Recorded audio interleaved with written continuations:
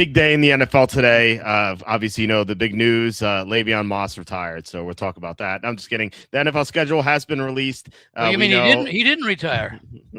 Le'Veon Moss. Yeah. So, all right. We'll talk about the schedule. We knew the opponents. Now we know the sequence of it. We know the week 1 lines because they're up. Because we know the games of week 1, and we know all the primetime games.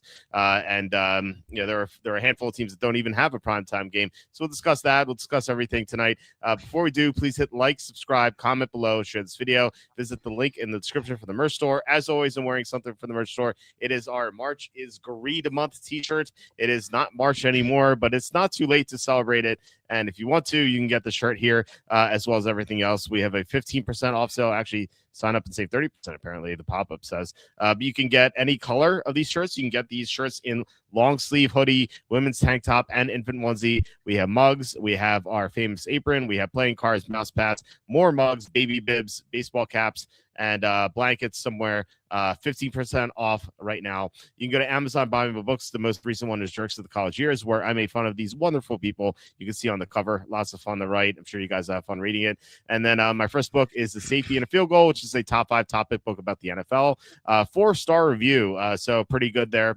And please consider super chats and super stickers. That is the best way to support the show. I always say this, I can go outside and pick up change. That'll be more lucrative if you guys don't help us out. But yeah, if you guys really want to support us, that would be really appreciated.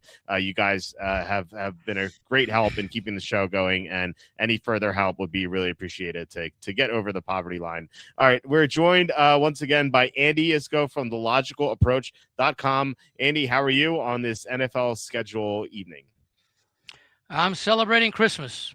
That's what today is like. It's Christmas 2.0 or 0.5, however you want to take a look at it, because all the pieces are now in place other than the finalized rosters and battles for starting positions and backups. That'll come during the month of August, and then the workouts leading up to that. But we basically now know what the scheduling is. We know who's playing who when, for example, as they made a big point out of when they revealed the schedule, that the Rams in Seattle do not meet until week 16 and 18 of the regular season.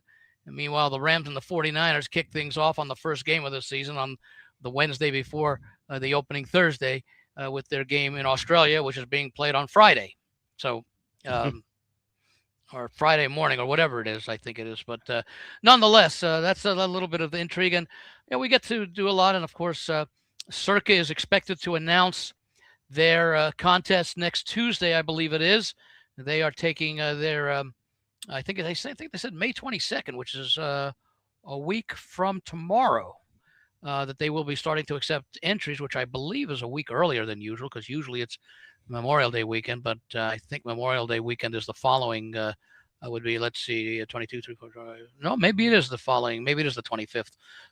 So in any event, we'll have that out. And for those of us who will be playing in Circa Survivor or any of the other Survivor contests, we now know how we can start our very, very, very, very tentative scheduling dynamics for which teams you might consider playing on or playing against. The beautiful thing about the way that these Survivor contests work, obviously familiar with the Circa one, that I think they had like $18 million prize something plus last year. I think 11 people or something got like 1.6 million or something like that. But whatever it is, the point is that you're only allowed to pick a team once, okay, to play on them. But you're unlimited in the number of times you can pick against a team. So if last year, for example, you knew that you were going to pick against the Jets every week, or the Arizona Cardinals, or the Las Vegas Raiders, or whatever team that you want that you thought was going to be bad, and hopefully for your sake, if you did that, it turned out that you were correct. Very often that means that you could utilize some middle-of-the-pack teams that you would normally never use to pick on as an opponent when they faced one of the what you felt very comfortable go-against teams. Yeah, it's funny if you think about it that way. Yeah, you can only pick a team once, but you can go against a team 14 times max. That's the beauty of it. Yeah, so that's a lot of fun. Unfortunately, we've had some bad beats here and there. Cardinals, Titans. That's going to happen. That's going to happen every year. In fact, what was it? 3 or 4 years ago, it happened in week 1 with the Patriots and the Bengals. Yeah, absolutely. Opening Yeah, week of the you. season. Yep, you have Evan lost with the Eagles over Bears last year. A Yeah. lot of people fell with the Rams over the Panthers. So it is very difficult to call 18 winners plus the holiday games. So Yeah, 20. 20, you You need basically 20. need to go 20. We'll find out on Tuesday if there are any guarantees. What they are this year for the circuit contest, and if there are any new rules twists. It'll be interesting because we now have that Thanksgiving Eve game that will be on that Wednesday night. That will probably be part of the Wednesday, Thursday, Friday short week, which of course up until well, it's only been around a few years for the Black Friday game. Used to be the 3 Thursday games and the Friday game. So now there'll be 5 in week A and 11 in week B, which is the second part of Sunday and Monday. We know also that, and it's not going to affect the contest necessarily, but late in the season, I think the last 4 weeks of the season are all going to involve one or more Saturday games. Yeah, of course. Yeah, you're going to always have extra games. Got to late give in the more year, inventory. You got to give more inventory for the Roku and the Amazon Prime and the Netflix. So for the people who have subscriptions there, they'll be able to watch those games from home. The rest of us can go to bars and sports books. I'm sure they're gonna have Crunchyroll is gonna host some games, Tubi and whatever. Who knows? I understand in 2028 the forecast is WalterFootball.com will be hosting or sponsoring 2 of the games. That's breaking news. We put in a bid. I don't think I was gonna accept it after my YouTube video last night, where it was entitled "Is Roger Goodell ruining the NFL with international games?" And the thumbnail was Roger Goodell burning an American flag. So if Goodell are you sure? Are you sure? What'd you say? Is Roger Goodell? What was the first one? Hurting the NFL, destroying the. Okay, yeah. I thought there was a word before that, and then what's going to be more of a statement than a. Well, I guess it could be a question. How would be the first word? How is Roger Goodell destroying? Yeah. Yeah, you could certainly do that. I mean, he's these international games are terrible. Well, I have, in theory, I have no problem with the international games. Where I do have the problem is you're taking away a home game from some fans. Okay, and you're also taking away a home game when you have even divisional matchups. Okay, one of those two, like San Francisco. What is it? San Francisco. No, it's a Rams home game, I think, that's being given up in the Rams San Francisco. Yeah. That is unfair. So the Rams are basically playing 4 divisional road games, one of which is a neutral site. And the 49ers are playing 3-3, as are the Cardinals and Seattle. Yeah, the Niners they lose a home game as well. It's not a divisional game, but they lose a home. Is that a Minnesota game? It's the Minnesota game in Mexico City. Late. Yeah. So they're losing that as well. So they get it that way too. I believe the Jaguars are losing 2 games, both of which are going to be in London. So that's they can't be too happy about that. So yeah, I am. I'm going to pull up the. Well, the Jaguars are a little different because that's been. Let me get this camera. See if I can get it back working here. That Jaguars has been sort of like London's home team for like a decade or so, because I think they were the first team to go overseas and host games, and they did it I think they may have done it every year, or if they haven't every year, let's say 9 out of 10 or 8 out of 10, whatever it is. So they already have a nice developed fan base over there to the extent that they've been there so many times. But at the same time, we've seen how many Americans travel overseas for those international games, be it London, Madrid, Paris, wherever it is now, Rio, whatever, that they now make up a greater percentage of the crowd, even though they're still largely the Europeans or the South Americans or the Mexicans, whomever, is hosting the country. But I don't mind the concept because I understand the concept. They're trying to grow the game. Personally, I would have no problem if they wanted to play, 24 preseason games overseas. That's fine. Yeah. I have a feeling. I have a feeling they're Potemkin games. The fans. I don't fully. What did you say? You think that they're what? Potemkin games. Like Potemkin Village. I feel like they're kind of fudging the numbers and the sales. Like, like we don't know if they're giving away tickets if they can't sell all the games. I don't know.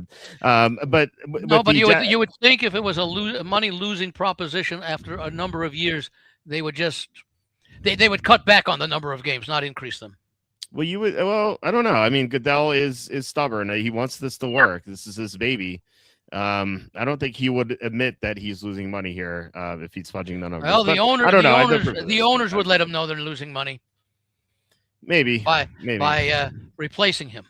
So maybe the fact that they're not replacing him says they are making money. Yeah, I don't know. So I don't know that they're fudging, ticket sales or anything like that. Maybe and another way that most people don't think about measuring the success. What are merchandise sales like in these countries? It's true. Yeah. I don't know. I mean, I do know that international ad sales are worth a lot less than domestic. Well, because of the time of the games here in the U.S. When you're talking about 9:30 a.m. Eastern and 6:30 a.m. Pacific, coming after a Saturday night, no less. Which is a big night out for most people. That I would think that those advertising rates would be significantly lower. Yeah. Yeah, well, it works on like internet ads as well. Like whenever I have a domestic viewer, the ad rates are higher versus when I have someone from outside the country. If they view the site, that's worth a lot less. So I do know that. Well, but see, the problem with that is the fact that there's an ad on the internet doesn't mean people are watching it. That's when they take their bathroom breaks, just like they do on TV.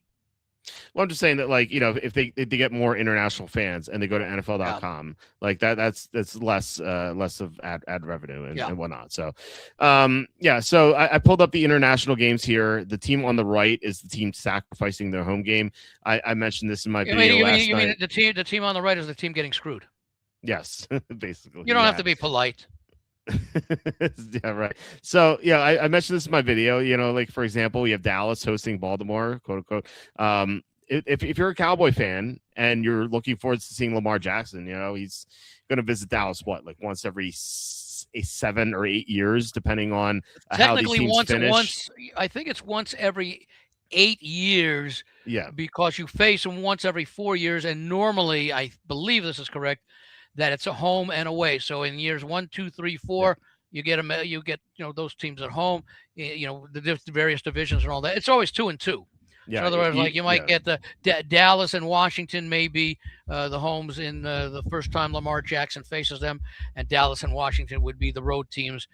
4 years later when it's Lamar Jackson's turn again.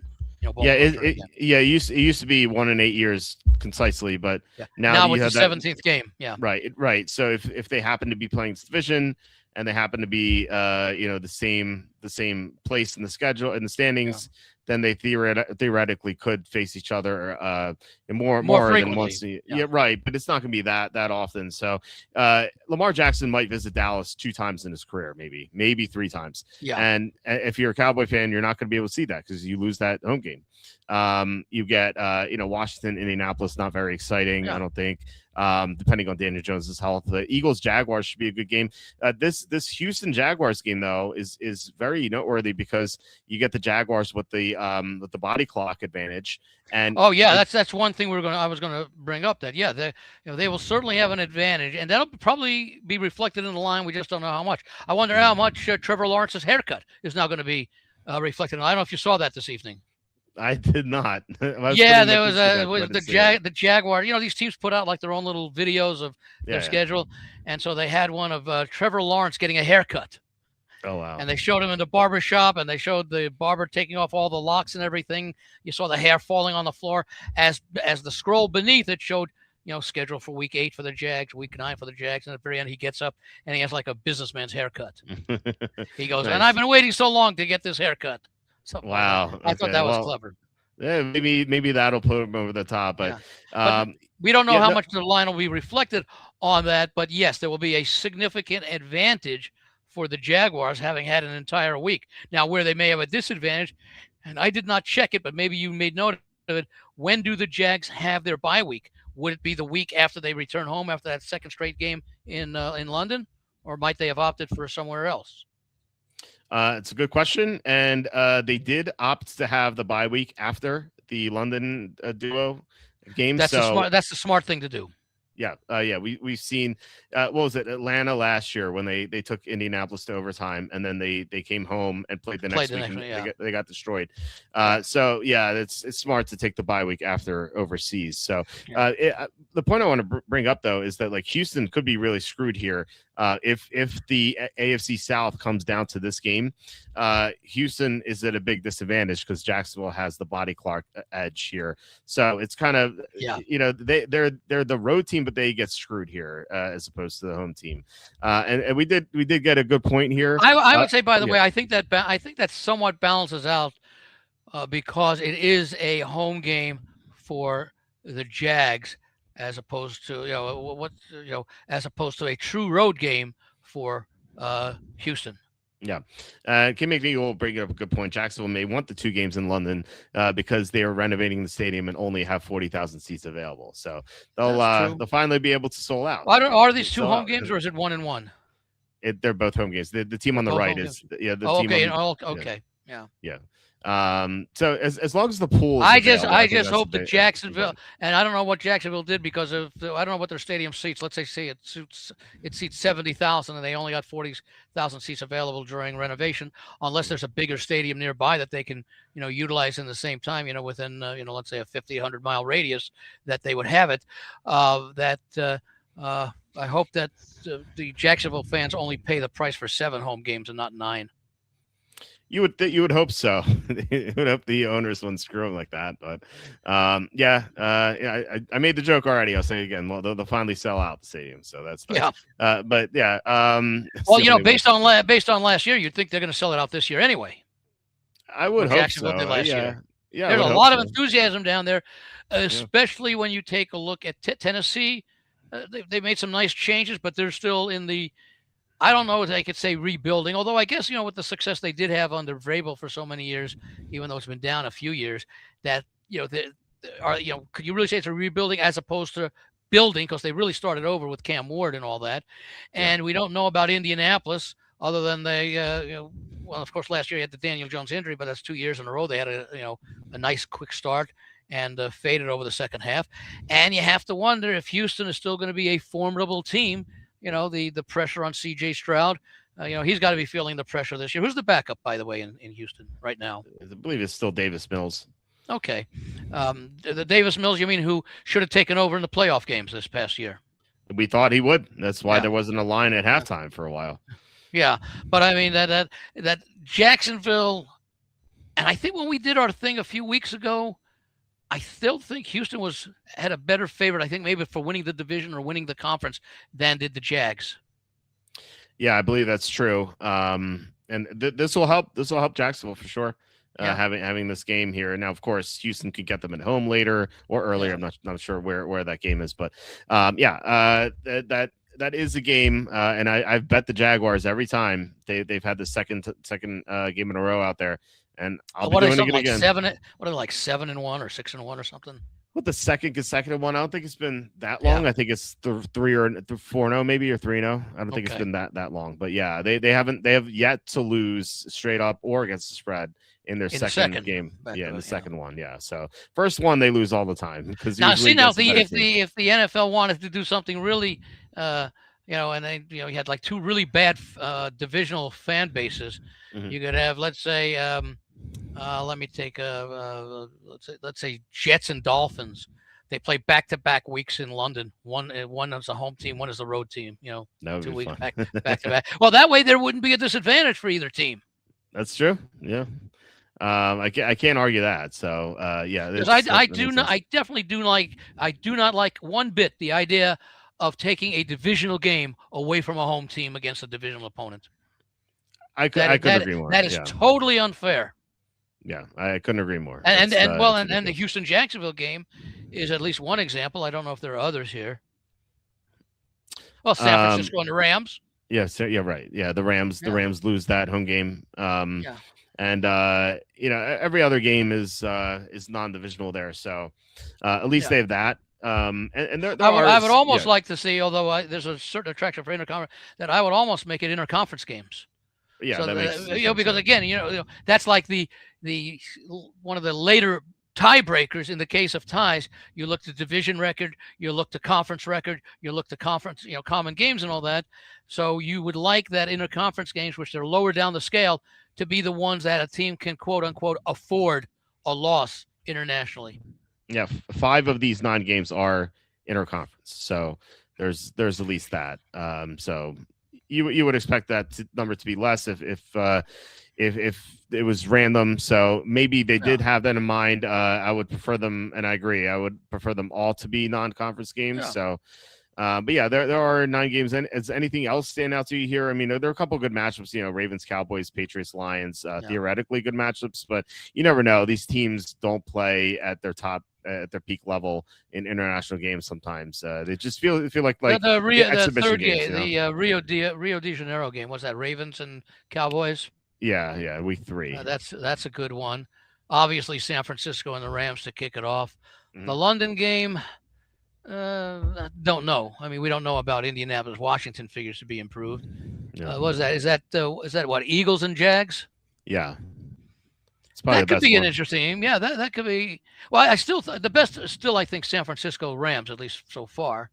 Oh, I meant of the London games. That I think that's of the London games. Yeah, I'm just talking about them all. Let's see, Houston, Jacksonville could be a game because Houston is still going to have a good defense. Yeah. Okay. That's true. And we'll see how the running game of the Jags goes without Etienne. Steelers, we don't know. Saints will be, I think, an improved team this year. That could be a good game, especially with Rodgers for Steelers. I don't know what the line will be for that. I don't know if they could put any. I guess the lines that are coming out are based on the likelihood that Rodgers will be with the Steelers. Yeah, you would think so. Bengals and Falcons. That could be a fun game. We'll see what happens with the Falcon quarterback situation. Patriots and Lions. That could be. Okay. No. And what do we have here? So, yeah. And Mexico City is the Vikings and 49ers. Doesn't excite me. Yeah, well, it could be J.J. McCarthy here. That's what I mean. Yeah, it might be pretty rough. Or Kyler Murray playing against the Niners again, as he's done twice per year so far in his career. So yeah, can't say I'm too excited about the international games. I really wish they would limit it to 1 or 2. But Roger Goodell wants his international play, so we know that. We do have the week 1 schedule, and as you alluded, there are lines to this.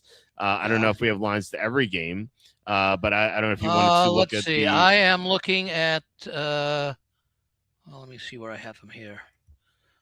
I am looking at. There are lines for every game at least the Westgate here in Vegas, William Hill, which is National International Stations, which is a local place, Boyd, which is a local place. I do see FanDuel have lines for every game. I see DraftKings only has, at least right now, they have lines for the games that were known.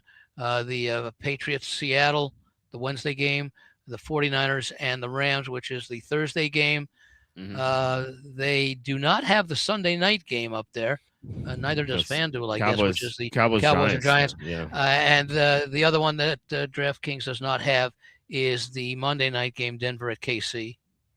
Westgate, the other ones that I mentioned here in Vegas, have the lines up for, I think, all the games. Okay, nice. I'll go with Westgate because that's the,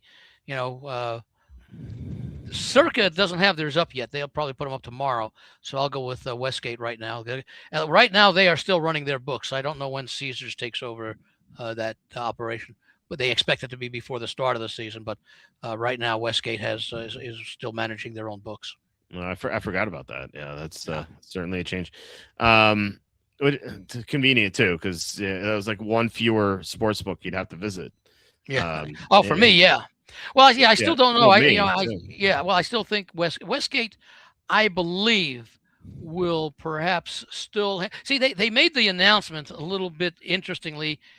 It sort of alluded to Caesars taking over the entire operation of Sportsbook. But when they mentioned it, they mentioned what Caesars would be doing, which are things that Westgate is not doing now, like same game parlays, certain props, I believe, and also kiosks to make wagers, which Westgate does not have.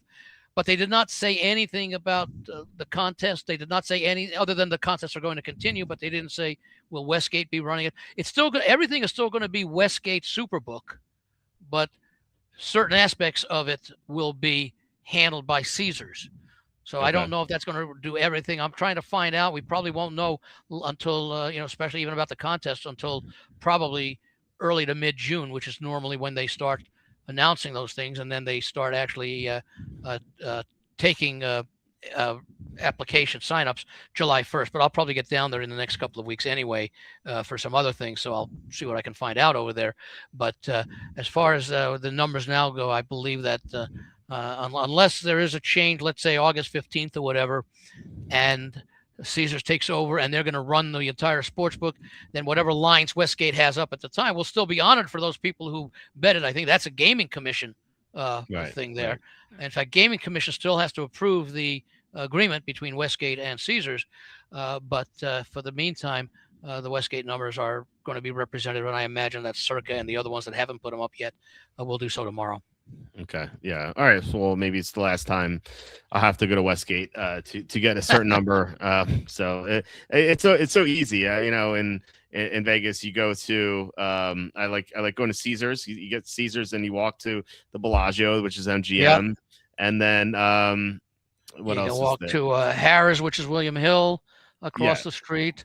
Mirage. Bellagio is MGM. And then I stay at the Tuscany, which is Circa. So you get to hit all of them pretty easily. But the Westgate is the tough one because it's like out of the way and you have to go there. But whatever makes things easier and whatever makes the contest sign up process go smoother. I'm up for as well. But I have not looked at these lines outside of the first two because they've been on the screen.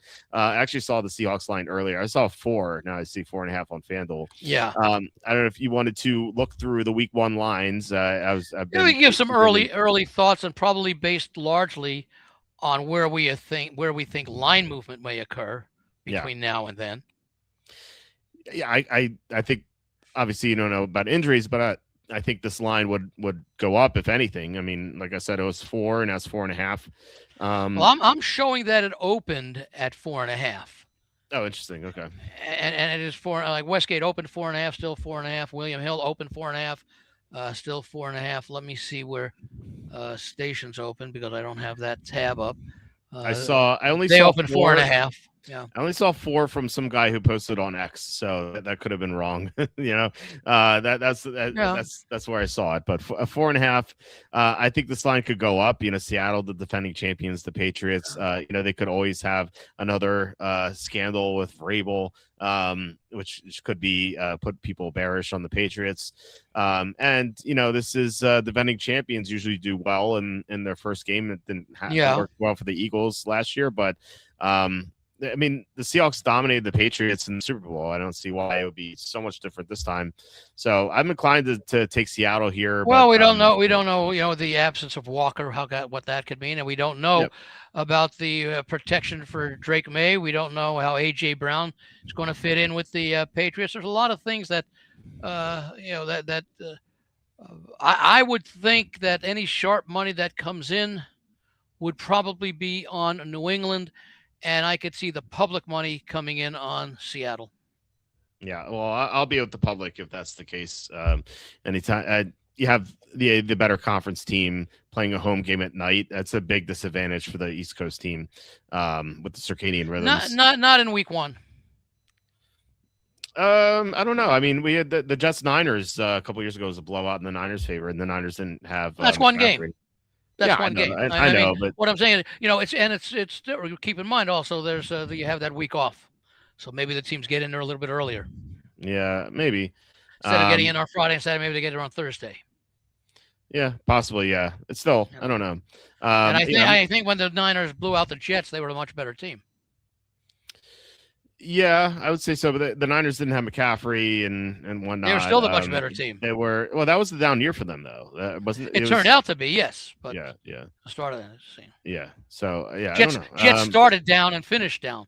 49ers started with much better expectations and finished down because of all those injuries. That's true.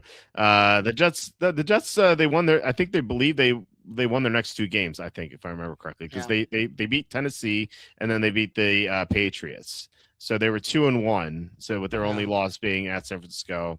So yeah, I mean, look, it is one game, but there is a long history of East Coast failures and West Coast night games. But week one could be different. Well, again, I can understand that in the middle of the season when you just played and all that, and all of a sudden you're giving up practice time. Now, for week one, you're not giving up practice time for flights or anything because you've been practicing for that game probably for half a training camp. Yeah, that's true. Okay, the Friday or the Thursday games, that's Wednesday. The Thursday game is Niners versus Rams in Australia, which, as you said, is Friday morning, like 10 a.m. I have no idea how this is going to affect these teams. It's so difficult to handicap. I would be surprised if I have a strong opinion on one side, unless there's some major injuries or something. The Rams I think are the better team, but I don't know. I'm inclined to take them, but yeah, I don't. What do you make of this? Yeah, I'm inclined to favor the Rams at least early on. Yeah. Even without the wide receiver, whenever that gets whenever that situation gets resolved, I still think the Rams are the team to beat in the NFC. Yeah, I agree with that. Let's scroll down. I'm seeing these games for the first time. I have no idea what week one is. Now, on the other hand, if Ty Simpson has to start because Stafford is injured again at the start of the season, that's a different story. That's true. Now we have Bears at Panthers, so we get to the regular 1 o'clock. Oh, games. okay. Yeah. I'm using what apparently is going to be the rotation. Yeah. Bears at Panthers, 2.5, and let's throw the totals in anyway. Seattle 4.5 and 44.5. I'm showing some 45s out there, and even a couple of 45.5s. Rams 3 and the total 49.5. One place, William Hill 48.5, and a couple of 49. So that's expected to be a high scoring game.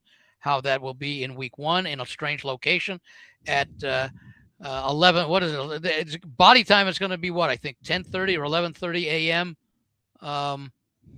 Melbourne time.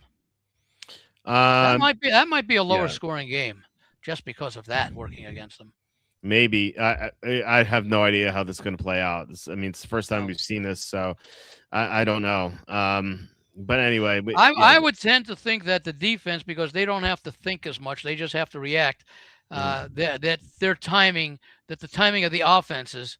I mean, we do not have games in the NFL that start at 10:30 a.m. local time. Right. Yeah. Which is what that's going to be in Melbourne. Right. So I and especially first game, you had a week off after that third preseason game. You've had different, getting used to the timing difference and all that as far as just general things go. It's just a thought. There may be other thoughts that I'll have between now and then, but I certainly would think that I would not be surprised if the offenses of the two teams struggle more than the defenses. Yeah, that makes sense to me. Yeah. But yeah, like I said, we have never seen this before, but I do agree that seems more likely. Okay, the Bears Panthers. The Bears won so many close games last year. You would think maybe it kind of reverts the other way this year. They did not upgrade their pass rush, but the offense will have more of a flow with everyone in Ben Johnson's offense for the second year. Carolina, they added some good defensive pieces. They brought in some really talented players for the front seven, like Jalen Phillips and Devin Lloyd. So that'll help them, and we'll see how Bryce Young progresses. I'm inclined to take the home dog here right now. Obviously, again, like it's 4 months out, but I think that I don't know. I mean, there might be public enthusiasm in Chicago. Maybe we get a 3. So definitely not anything I want to bet now. But I'm inclined to sign Carolina. No, I mean, I like this Carolina team, but also keep in mind that the Bears are coming from maybe the best balanced division in the NFC last year to the weakest division in the NFL. Yeah, Carolina. Even though I think that the NFC South will be modestly improved, and I think mostly it'll be Carolina and New Orleans that are improved. I think Tampa Bay takes a bit of a step back, although I still like Baker Mayfield. And as far as Atlanta goes, who knows? That's a team that continues to underachieve. Mm-hmm. And Yeah. the Bears, uh, the Green Bay should be at the same level as last year. I think the Vikings might be down a little bit depending upon how that quarterback situation plays out. Detroit figures to be better than last year when they had those injuries and everything just seemed to go against them. And maybe they really did miss Ben Johnson more than we thought they would, especially with some of Johnson's late season decisions. But the Bears, I think the Bears. Yeah, I can't. I can see them being better this year than last year. I can see that too. They did have a lot of luck, but they improved as the They season took went it, on. but they took advantage of that luck, and they put themselves in position to take advantage of things going their way. Yes, I know they benefited from a lot of turnovers, but from the defense. But who knows if that's not related somewhat to technique as much as it is to randomness that people think. Maybe, yeah. Usually see the tide turn the other way with variance, but yeah, maybe. Well, by the way, I don't know if you've done a study of it or someone has done a study of it, because I always talk about, well, if you have a positive turnover margin in one year, especially a significantly good one or a significantly negative one that it reverses the next year, I would like to see a breakdown. Is that regression or improvement related more to the offense turning it over more or fewer times, or the defense forcing more or not being able to recover? Right. In other words, let's say a team turned it over 25 times and recovered 15, so they were minus 10.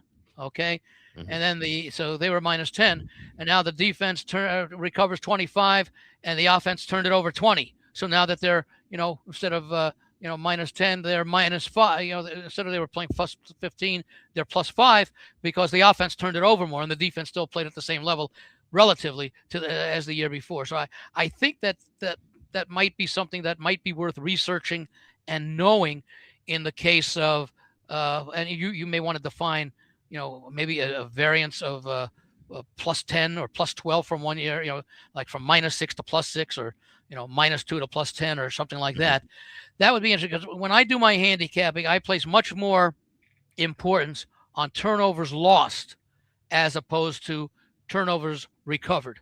Because Right. turnovers lost sometimes result from poor decision making by the quarterback or lack of concentration by a running back or a receiver after catching a ball, as opposed to defenses being in the right place and maybe creating hard hits or things like that, where a 50-50 proposition turns out to be more than 50-50 because those teams are just so good at causing those opportunities. Yeah, it's true. I mean, yeah, I would love to see a study like that. It's a lot to go into it, but yeah, it is interesting. We'll see about the Bears. You mentioned the Packers. I want to touch on them real fast, and we'll get to their game later. But it was announced today that Micah Parsons is expected to be on the PUP list to start the season. So that'll be a huge blow. Which is why, by the way, at the Westgate, Green Bay opened 1.5. The game is now down to pick. At William Hill, the game opened Green Bay 2.5. It's now down to 1.5. Stations has it at 1. I'm seeing 1.5s at Boyd and FanDuel. I think that wasn't that announcement made late this afternoon. Yeah, it was in the afternoon. Yeah. I don't even know who their opponent is. I told you I haven't looked at the schedule yet. Yeah. Okay, it's at Minnesota, since we did since we know. I'm sorry, the other one was not a division game we did. Okay, yeah, we can do that whenever you want to. Yeah, we'll just scroll. I'll just scroll down as we keep going. But I put my kids to bed, and then I went downstairs, went to the bathroom, and then I had to. I was on Scott Mason's show. He does Play Like a Jet. It's a Jets podcast. So I was on his show. We were breaking down the Jets schedule. So the only thing I looked at, and then I started this up. So the only thing I looked at was the Jets schedule heading into and the international games. So that was yesterday. So this is all new to me. This is like first look. So it's kind of cool. The next game is we have Browns Jaguars. The Jaguars are -7.5. Oh, that's a high number against the tough defense. The Browns were competitive in a lot of games last year. They kept a lot of games close. Well, the thing is, the Browns are competitive in low-scoring games. Mm-hmm. In games that were higher scoring, they were in trouble. And remember, Jacksonville showed a very, very, very good defense last year. So who's to say that based upon the defenses, you're looking at, 13 to 17 points being allowed? Well, Yeah. which team is more likely to get 20, say 20, 21 to 28? Certainly Jacksonville, you would think. You would think, yeah. They lost Devin Lloyd though. He's one of the best linebackers in the NFL. Yeah. We'll see how that defense does without him.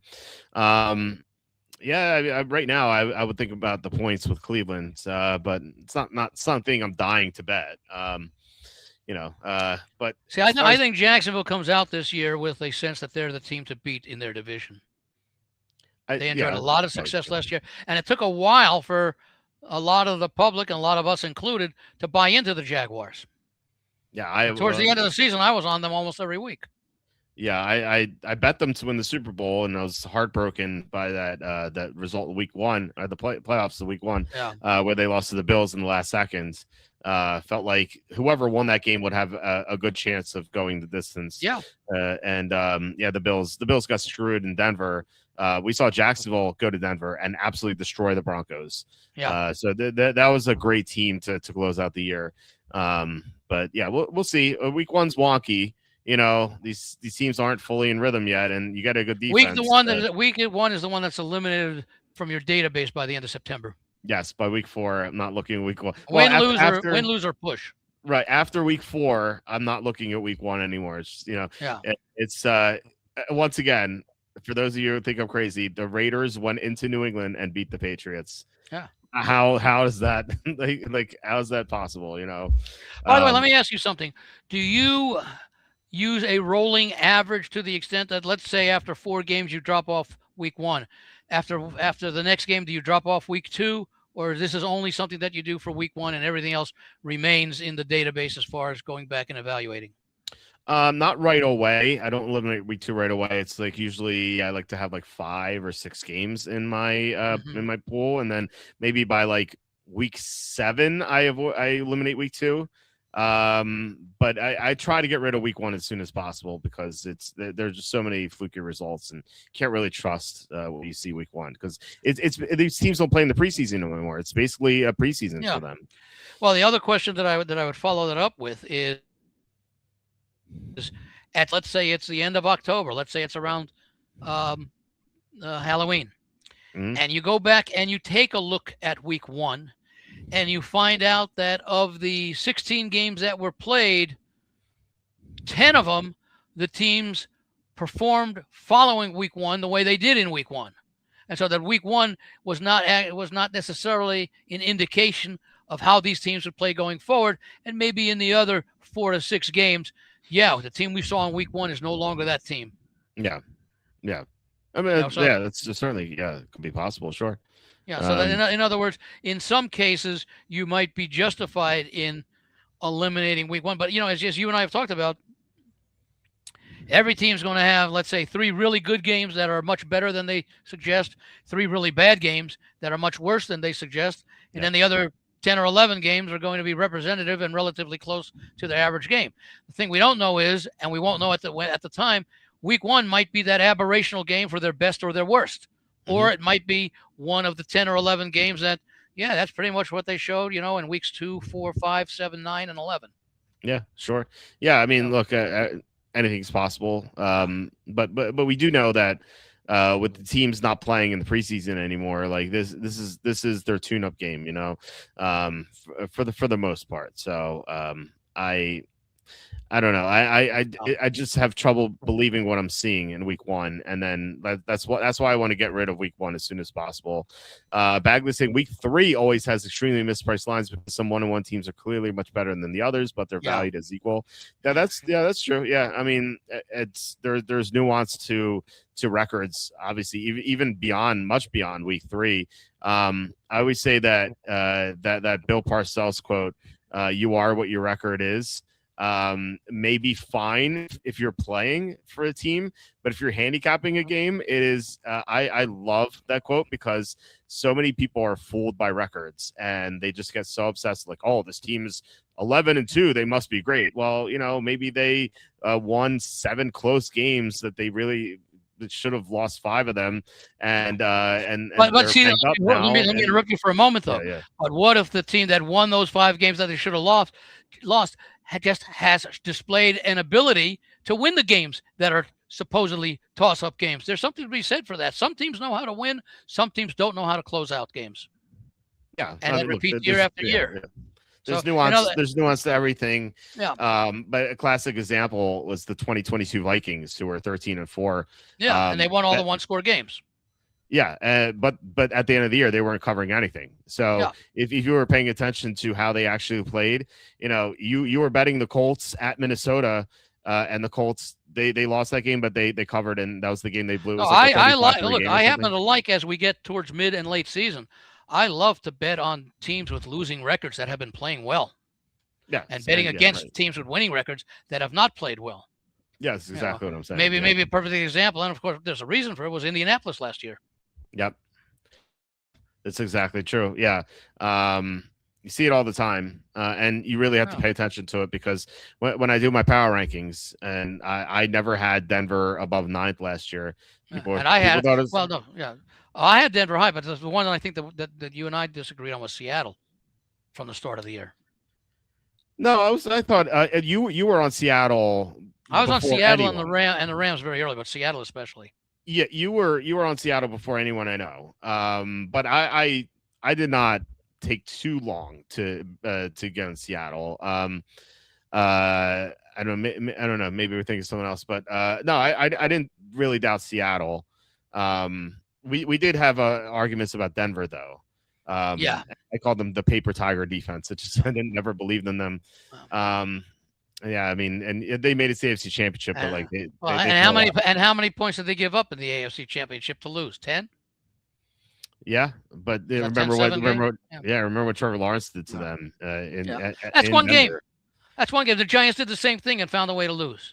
Like I said, every team that is a really good defensive team is going to throw a clink or 2 or 3 in there. Every team that's a lousy defensive team is going to hold 3 teams to 14 points or less. They had a lot of clinkers, though. No. They really did. They had issues stopping a lot of teams in the second half of the season. But anyway, 2024 Chiefs and 2025 Chiefs were another example of that. Oh, absolutely. Yeah, both are absolutely, yeah. Oh yeah, the 24 Chiefs. They were so lucky to win some of these games. Barely beating Carolina, barely beating the Raiders. They should have lost to Denver if it wasn't for that blocked field goal. They got so lucky, and then the Chiefs. The next season, they got unlucky. And then that was why, if you remember, going into last year, it was the first time probably in 8 or 9 years that I did not play the Chiefs over their season win total. Yeah, I remember. And they had been money. They had been money makers under Andy Reid. The Chiefs and the Eagles when Reid coached them. So he's been coaching about 30 years now, and I believe his record in season win totals is something like 24-6. Yeah, I remember meeting up with you at Tuscany, and I expected you to say, "Oh, I'm going to bet Chiefs over again," because you always do that. You always do that, and you always win. I know. And then you're like, "No, I like Chiefs under." I'm like, "What?" It's like your father-in-law with the Steelers. I know, right? Well, we'll see. I haven't talked to him yet. I don't know if he's going to do it with McCarthy there instead of Tomlin, but he and his wife are on a road trip across America right now. So scouting. Are they going to visit all the stadiums? No, they're going to see Mount Rushmore, and then I forget. I don't know where they're going after that, but they're driving through America right now. It's an impromptu road trip. That's funny. A bunch of 70-year-olds just taking impromptu road trips. Very cool. But anyway, we'll see. But anyway, like I remember speaking to you, and you said, "No, I like Chiefs on there." I thought you were a doppelganger or something. Like where'd the real Andy go? You had me repeat it 4 times. Yeah, I know.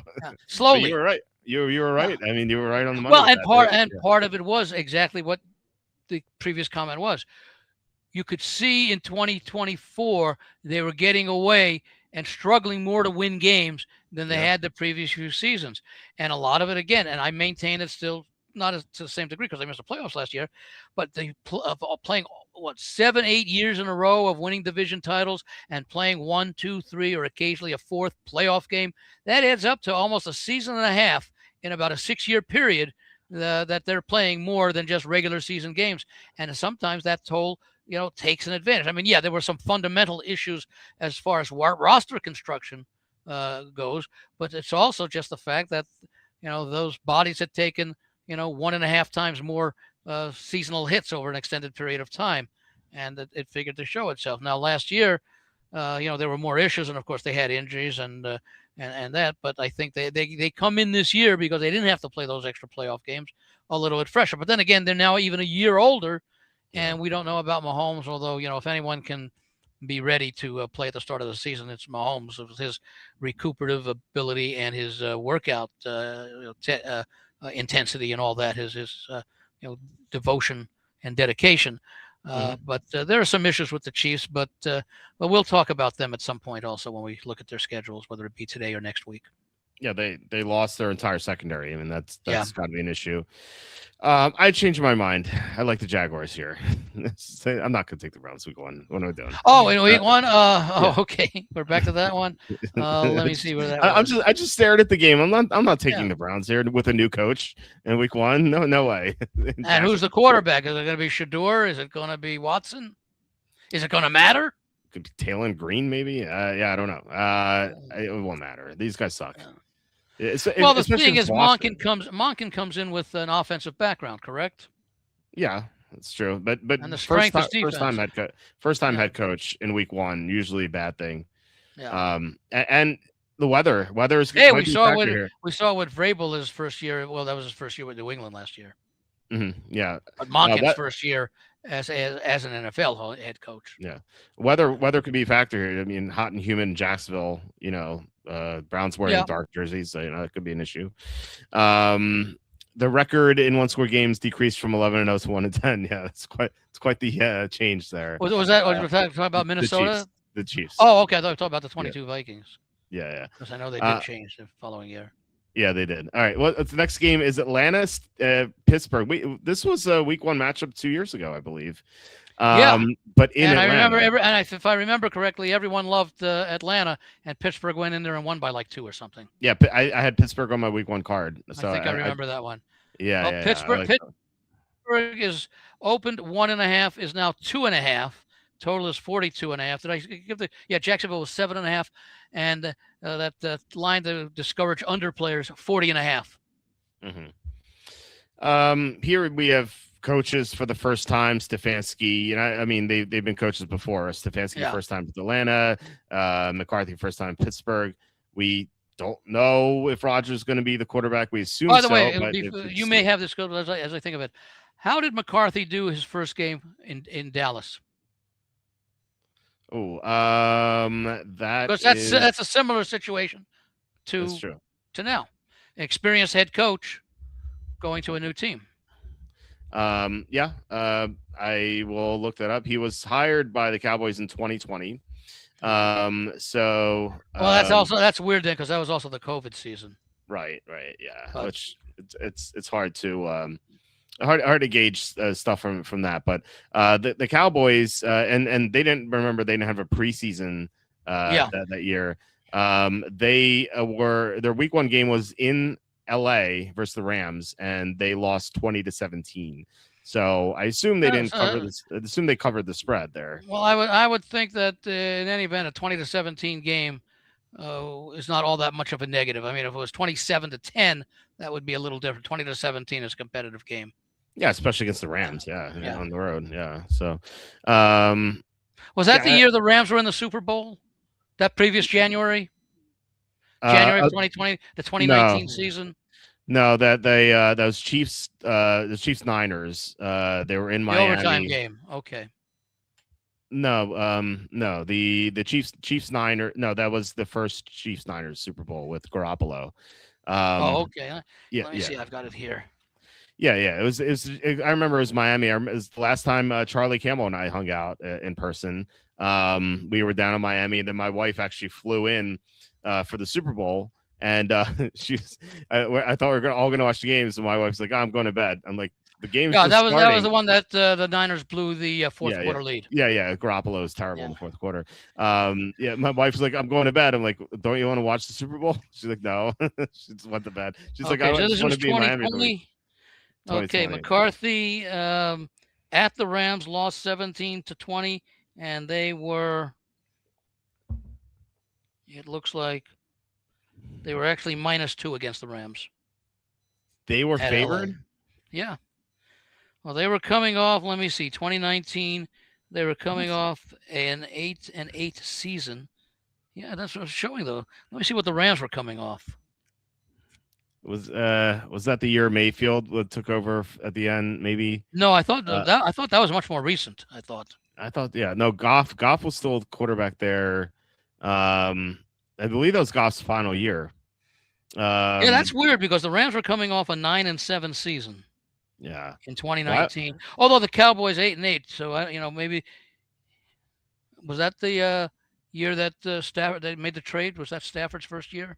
The 2021, I believe, was his first year. Let me see. I don't know. Yeah, Goff was still the quarterback. It was the Rams. The Rams are. I bet the Rams. I'm looking at my picks. I bet Rams -1.5 plus 101. So I flipped the vig. So I believe the Cowboys were favored, but yeah. Yeah, the Cowboys I'm open. showing Rams +2. They won 20-17. Yeah. Yeah, the Cowboys open -2.5, and I bet Rams -1.5 plus 101. Won with that. So I don't. That's so weird. Why? I thought like the Rams would be favored by like 6.5 here. What is happening? Yeah, here? That's strange. Well, again, we don't. We may not have. We may not recall COVID implications related to the rosters for that game. In my analysis, I said the Cowboys are the most overrated team in the NFL. Yeah, but that could be said almost every year. Yeah, that might have been Walt. That might have been a cut and paste job. I've done this over the years. 6-7 years. I have done that. I'm guilty as charged over the years. Yeah, that's well. If they're favored in LA, then they're certainly more favored than usual, more overrated than usual. It's very weird. But anyway, because I think the Rams actually were like 11-2 that year or something. Yeah, that was the year they went to the Super Bowl against Cincinnati. That may have been the year. Well, 2021. That was the next year. 2021. The 2020 was the Tampa year with Brady winning the Super Bowl with the Chiefs. Yeah, is that far ago? Wow. Yeah, that was the COVID year, as we know. So, crazy. 6 years ago now, isn't it? That's so it feels like yesterday. Anyway, what do you think about this game? If this were Tomlin, this would be easy Steelers for me on anything on the three. But with McCarthy, it's kind of there's uncertainty there. I still think I'd side with the Steelers. I'm not a believer in Atlanta. What do you think? Well, I want to see. I like Stefanski as a coach. Look, he got the Browns to the playoffs twice in 6 years. Yeah, I think they'd only been to the playoffs twice since they were reincarnated in Cleveland. Yeah, it was 2002 with Kelly Holcomb. Yeah, I don't even know. Maybe one other time. Yeah. So I mean, he Stefanski's a better coach than his record might suggest. I mean, look at the success Belichick had after being fired in Cleveland. Yeah, I mean, these guys who take the Browns to the playoffs, they should build statues of them. Yeah, exactly, and allow no pigeons. Right. But no. So I could certainly. I want to see what happens here, because I'm not as negative on McCarthy as a lot of people are, because one thing he won't have in Pittsburgh that he had in Dallas is a meddling owner. That's true. Yeah, he didn't have that in Green Bay though, and that ended poorly with Rodgers. But he still got him into the playoffs most years. Yeah, I feel though like if McCarthy were a good coach, I think Rodgers would have won at least way more than one Super Bowl, 2 or 3 maybe. I just feel like he dragged them down, and they kind of won I don't inside know. of it. Did the Packers ever have the most talent in the conference? They had some great rosters. That But that one year. were they ever the best in the conference? Oh yeah, that one year And they was were like, Rogers always the best quarterback in the conference, or was he one of 3 or 4 who could be considered to be Super Bowl caliber quarterbacks playing at that time? I think he was always the best quarterback in the conference, except for, you had Brady Manning in the other one, and then you had Yeah. Rodgers, and I feel like those are the top three. That one year where they were 15-1, they looked invincible that year, and then they lost in the playoffs. He didn't even appear in the Super Bowl. That's true. Yeah. I'm not a believer in McCarthy at all, but it is the first game for both of these coaches with their new teams. So yeah, we'll I mean, see. if I'm going with coaching, although I'm not as down on McCarthy as you are and many people, I would still prefer Stefanski. Yeah. But Okay. I think that McCarthy may have the better overall talent in Pittsburgh, but not by a great amount. Yeah. That's probably true. Although this could be Drew Aller starting too, so we'll see if Rodgers returns. The next game is this one I knew about, or Mason Rudolph, who's good for 4 starts a year. Right. This game I knew about because I did the Play Like a Jet podcast. Jets at the Titans. This is first game for Robert Saleh with the Titans, but you could say it's a revenge game for him, but he doesn't really know the personnel there now because the Jets made a lot of changes. By the way, Tennessee 2.5, and I'm showing a solid 2.5 Tennessee, and 39.5. I'm showing some 38.5s offshore and a 39, but 39.5s as well. So a relatively, a secondarily low total under the 40.5. Under what would normally be a 41. Yeah, I said this on Scott's podcast tonight. I don't think the Jets are as bad as people think they are. Like they signed a lot of seasoned veterans who are good players, like Demario Davis. They have Micah Fitzpatrick, Tavondre Sweat, David Onyemata. Like these are good players. Now Demario Davis, you say, is maybe past his prime, but he played well last year. These are solid pieces for the defense. They added some weapons on offense, with Sadiq and Cooper to go with Wilson and Breece Hall. They have 2 really good tackles.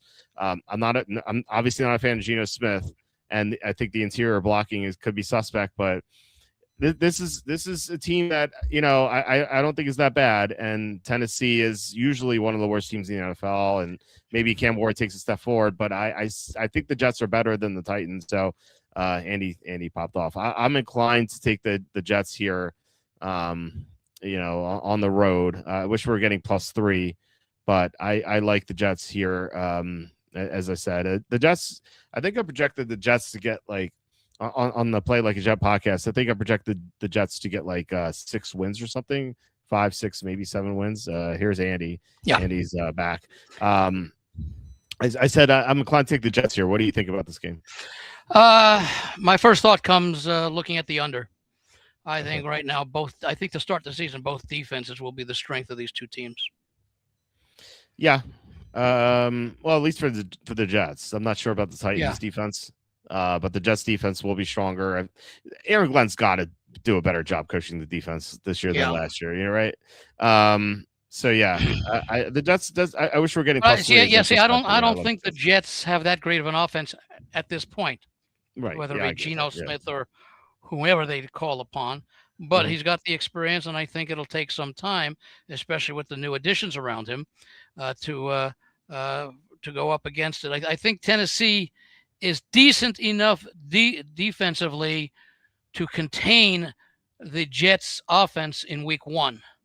If this game were maybe week 3 or week 4, I think the Jets' offense would have probably improved enough going up against the Tennessee defense that might not be that much better in week 4 than it is in week 1. I don't think they're terrible. I think they are improved, but I think that of these 2 teams, I think the Jets have the greater ceiling for improvement on offense than Tennessee does on defense. So early on, I think we will see the Jets struggle. Yeah. We'll see about the Titans defense. Yeah. A couple of At rookies. plus Yeah, three, I might. See, I'm not trying to make a case for Tennessee, but yes, at plus three, I'd be looking at the Jets. yeah. What do you have +3 anywhere in any of No, your sports books?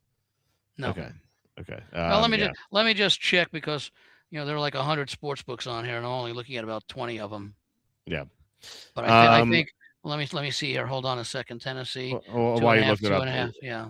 while you look that up, the boss asking did the Jets improve their offensive line? I think Brees Hall might have a big bounce back. They signed Dylan Parham, who's he's better than what they had last year at guard, so it's a slight improvement. But remember, they have their two tackles are entering their third and second season, so they should be better too.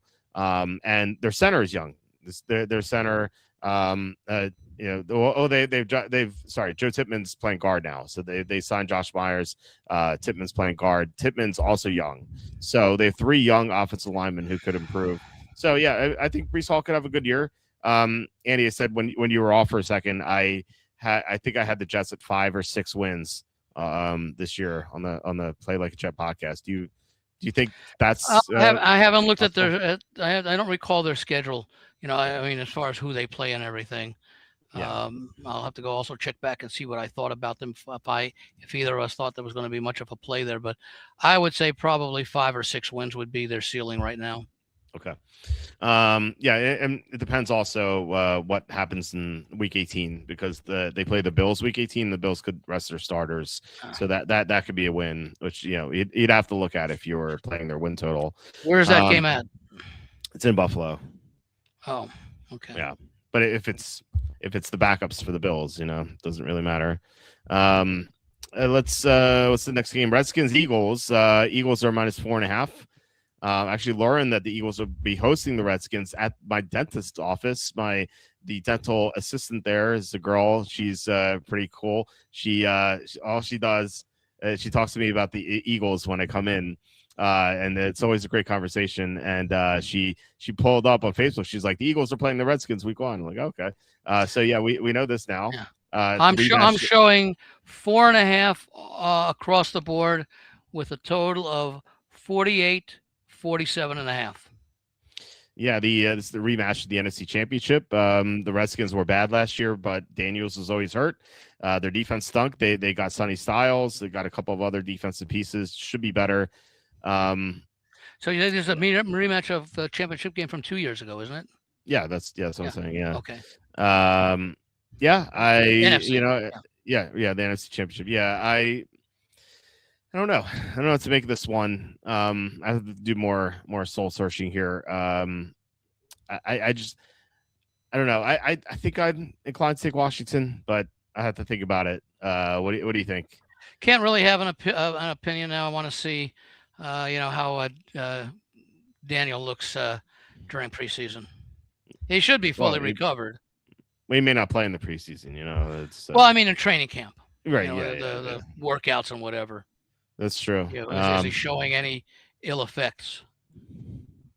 We'll see. I believe the Redskins they won last year in week 1.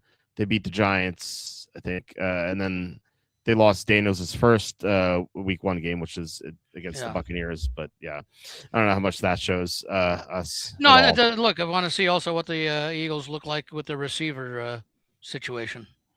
Yeah, at the start of the season. Hopefully, Mekhi Lemon doesn't cause too much trouble.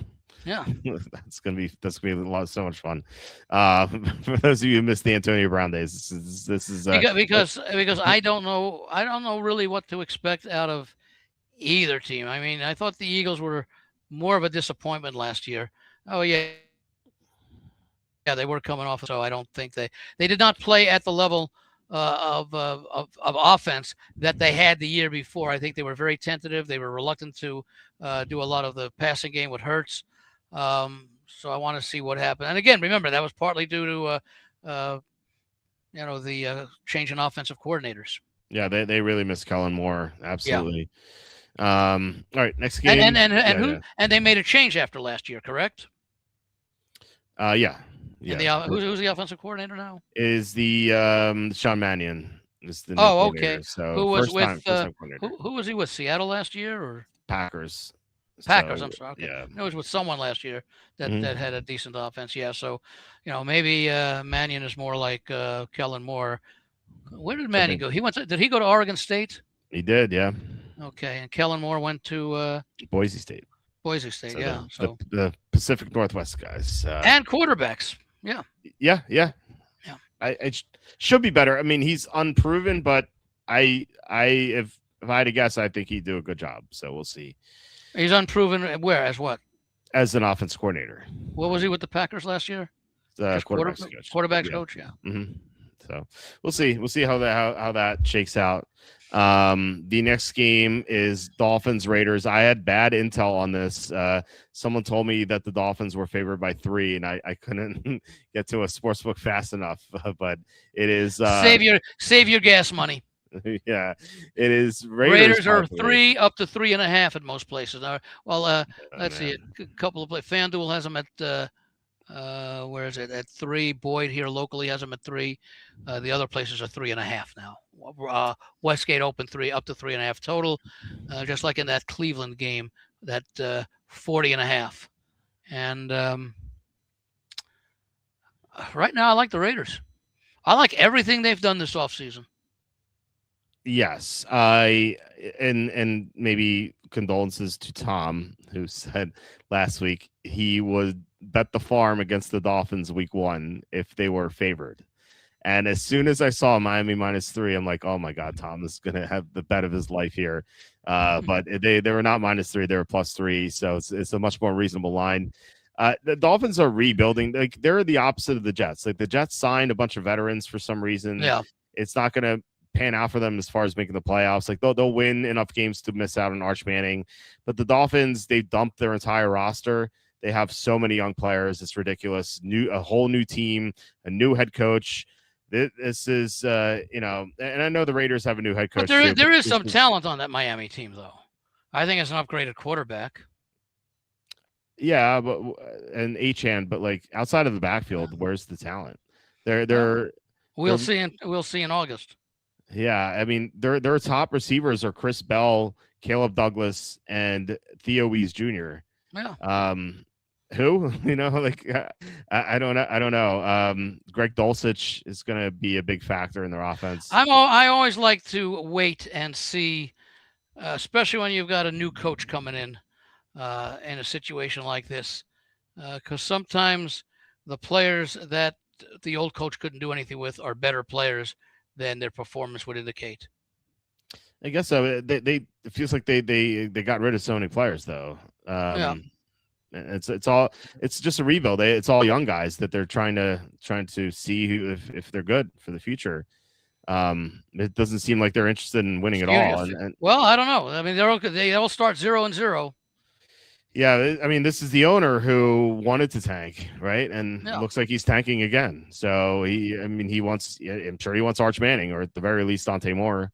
So yeah, you gotta go against Miami here. I was really hoping for them to play against a team with an established coach. This is not ideal, but now, would you lay 3.5 here with the Raiders? I'd probably go up to 5.5. Yeah, Miami's the worst team in the league. I'm down to fade the worst team in the league. I think if you do that, they're worse than the Arizona Cardinals. Oh yeah, Arizona can score. They have good offensive weapons. They can't stop anyone, but they can the quarterback there now. Brissett, he's fine. We think 4 or 5 games. We think it's Brissett. I mean, he said he was holding out, right? So maybe it'll be Carson Beck, and if it's Carson Beck, they might be. What was the Dolphins last year? What was their record? Were they 7-10 or something? It was 6-11, I think. 6-11. Yeah. No. That was with despite all the dysfunction. They had some real players at least. They got rid of Jalen Waddle. Tyreek Hill's there for a little bit, and they had Tua, who's an established quarterback there, and now I guess Achane's like the only holdover they have, but I don't know. It's not a good team at all, but we'll see. We have Cowboys and Giants, so I guess they don't have all the games, huh? We didn't really talk about. No, they do. We do have. I have all the games here. Okay, so I'm missing some. Do you want to the games that we missed? I or maybe Well, you I'll don't look at have 16. DraftKings. You don't have 16 games there. No, let me could look at DraftKings. Maybe they have all the games. DraftKings. No, they don't have. Oh, here we go. Here we go. We have Buccaneers at Bengals. Bengals favored by 3.5. I love the Bengals this year. Yeah, I yeah, like the Bengals even at 3.5 here. yeah, me too. Oh well, hold on. The Bengals in the first 2 weeks of the season are awful. Can't Not forget last about year. that. Didn't they start 2-0 last year?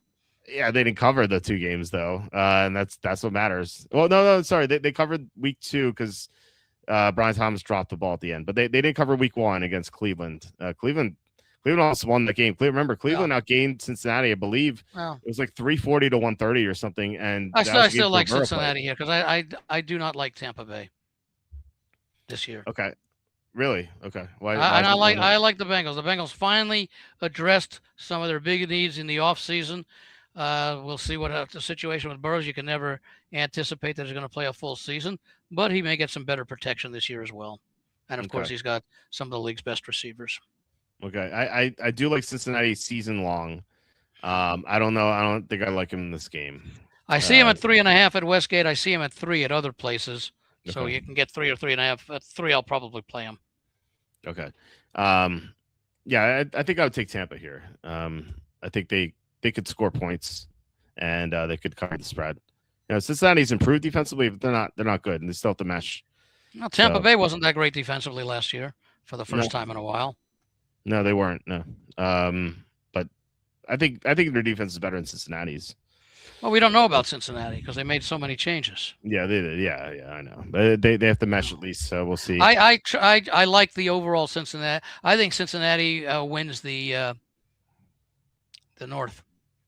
I could see it. I mean, I bet them to win the Super Bowl, so I obviously could see it. You know, it's one of the few bets I made. I bet them at 25-1. So I do like them. Like I said, I like them season long. I don't like how they play in the first 2 weeks of the season. Like their record is dreadful. It's almost as bad as. Oh yeah, well I'm saying that's why last year they finally turned it around, certainly straight up, and yet 1-1 against the points, which is a lot better than they had been the previous Septembers when they were going 0-3, 0-4. Mm-hmm. Number those years. So yeah, sounds like an over, but it's week 1. Yeah, it could be a shootout. Yeah. Okay, next game we have Saints at Lions. Lions are -7. That's an interesting game because we both expect the Saints to be better, but I expect the Lions to be better this year. So these two teams I don't know that I expect I don't know that I expect the Lions to be better as much as I expect them to play the way that they were expected to play last year. Yeah, the Saints I expect to be better because I think they've greatly improved their roster. Right, that's fair. So, yeah, it's a tough one. These are two teams I'd like to bet. And I like these are going to be two teams I'm going to be on. I like Kellen Moore. Yeah, and you know, I respect Detroit, but I also like what I've seen out of the Saints, and of course, you never know what you're going to get. Of course, your old week 1 theory, we don't know. But I'm inclined to look towards New Orleans. Okay. I think that's a big number. What do you think about New Orleans the roster as far as their defense goes right now? Well, they were top 10 last year. They lost to Mario Davis, though. That was a big loss. They did get Caden Ellis, who used to play for them, and now he's back. He's not as good as Davis, but he should be fine. And but the one weakness they have is their edge rush. They don't really seem like a team that can get after the quarterback a lot, but they do a lot. They stop the run well. They have some talent in their secondary, and I think that they could probably flirt with the top 10 in defense. Like maybe if they finish like 12th, I wouldn't be surprised. I think that makes sense. Yeah. Oh, that gives a reason then to take 7 points. Yeah. And Shaw could put up garbage time stats if anything. Yeah, but I don't play for garbage time stats. I think he's good enough to keep him competitive in the game. Well, I'm just saying that like sometimes you'll have an underdog where it just. Oh yeah, well but you always have that. We don't. I mean, Shuck is still unproven, but what we've seen we like. Well, here's my point. It's like if this were Drew Aller and the Steelers, and they were 7-point dogs here to the Lions, like I'd Wouldn't, have no. I wouldn't be interested in. I don't know that I'd play Detroit, but I know I most likely would not play Pittsburgh. Yeah, I'm just saying, like I would have no faith in backdoor cover from Aller, Yeah. whereas Shuck I think he's more likely to accomplish that than some scrub quarterback. Yeah. Saints getting 7 looks appealing, which the team has the better coach. I like New Orleans. I think they're both coached well. I mean, Campbell is, Yeah. he had some missteps with some. Yeah. Well, fourth he down still decision-making, make but he still. still makes some poor decisions. So I can't rate him as highly as I would like to. Yeah, and then Kellen Moore is he takes too many risks that are not necessary, given the fact that he's not hitting 80% of the times he takes those risks. Yeah, and Kellen Moore is he's unproven because he hasn't had a winning team, but they were very competitive last year. Well, the important thing is Yeah. it was his first year, and the team improved as the season progressed, which is what you want to see out of if the season were 23 games long, maybe they go 11-12. They weren't blown out that much. A couple times here and there, like the Seattle game, and there were a couple other ones. But for the most part, they were competitive. They fought hard, and even with Spencer Rattler, like they were competitive. And when Shuck took over, they got blown out by the Rams. But then after that, they played much better each week, and they showed a lot of improvement. And we both expect them to make a big step this year. So I think I'm inclined to take the Saints, but like I said, these are two teams I'd like to bet on this year. So, well, you know what? We don't have to decide that for 3.5 months. I know, but we do have to decide eventually. Well, we'll have much more information. Yes. Than we have now. Ravens at the Colts. Ravens are -3.5. This is a new coach, Sean Minter, coaching for the first time here. Is favored on the road by more than a field goal. I'm inclined to like the Colts here. Just on the overall roster that they bring back, assuming Daniel Jones is ready for the start of the season. Yeah, usually John Harbaugh. Who's the backup? Who's the backup for Anthony Richardson? Oh, still? I thought they got rid of him finally. No, they tried to trade him, but no one wanted him, so they're still stuck with him. And then there's Riley Leonard as well. If they do trade Richardson to someone, that's Riley Leonard, who, I think is not Brady Cook. He's not Brady Cook, but he's not good either. I like the Colts too here. This is a big number. Now, if this were still John Harbaugh, who had an impeccable Week 1 record, then the Ravens would look a lot better. But this is a new coach. We don't know what Minter is going to do for this team. I do like the Ravens. Well, the defense should be improved for the Ravens. Yeah.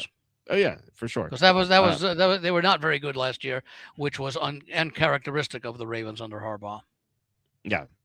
They were injured. A lot of injuries. How much will the loss of the center mean for the offense?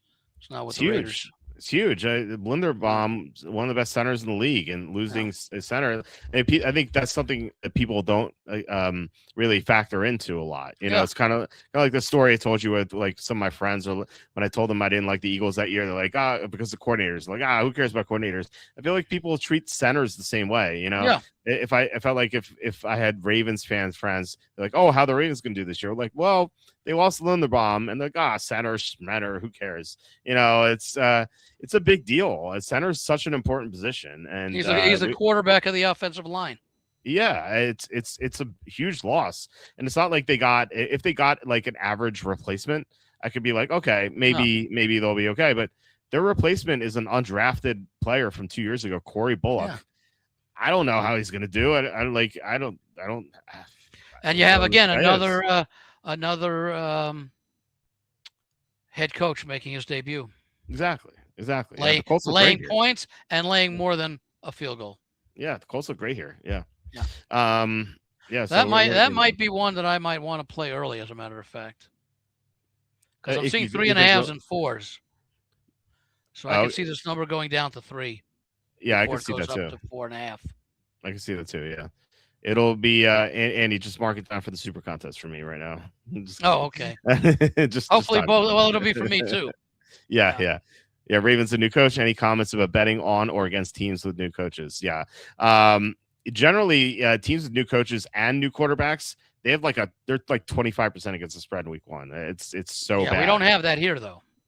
Right, New right. This quarterback. is just new head coach, but Yeah. new head coach versus veteran head coach usually goes to the veteran head coach. Especially when the new The head only, coach is by the way, the favored. only thought I have here, because Harbaugh, and it's the same thing with Pittsburgh, with Tomlin, because these coaches were there basically 20 years. Yeah, Sometimes you bring in a fresh face, someone the guys haven't heard from, they're not hearing the same inspirational speech that they heard for 20 years, etc. mhm. That maybe you actually get a little bit more out of these players, and sometimes they want to get off to a good start and win that first game for the new coach. Yeah. Although, Whether they have the talent to do so, I would say Baltimore probably has more of a talent to do so than the Steelers do right now. yeah, for sure. The example I give all the time, and calling out, maybe the Ravens or Bills as teams to win this year.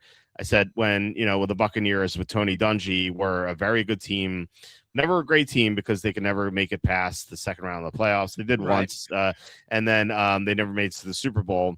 And then Was that the year they lost to the Eagles? They lost to the Eagles a lot of times in the playoffs. Yeah, but I mean in the NFC Championship game. No, they lost 02 or 03. They lost the NFC Championship to the Rams in '99. The other games, they lost to the Eagles in the first or second round. Was Dungy there in '99?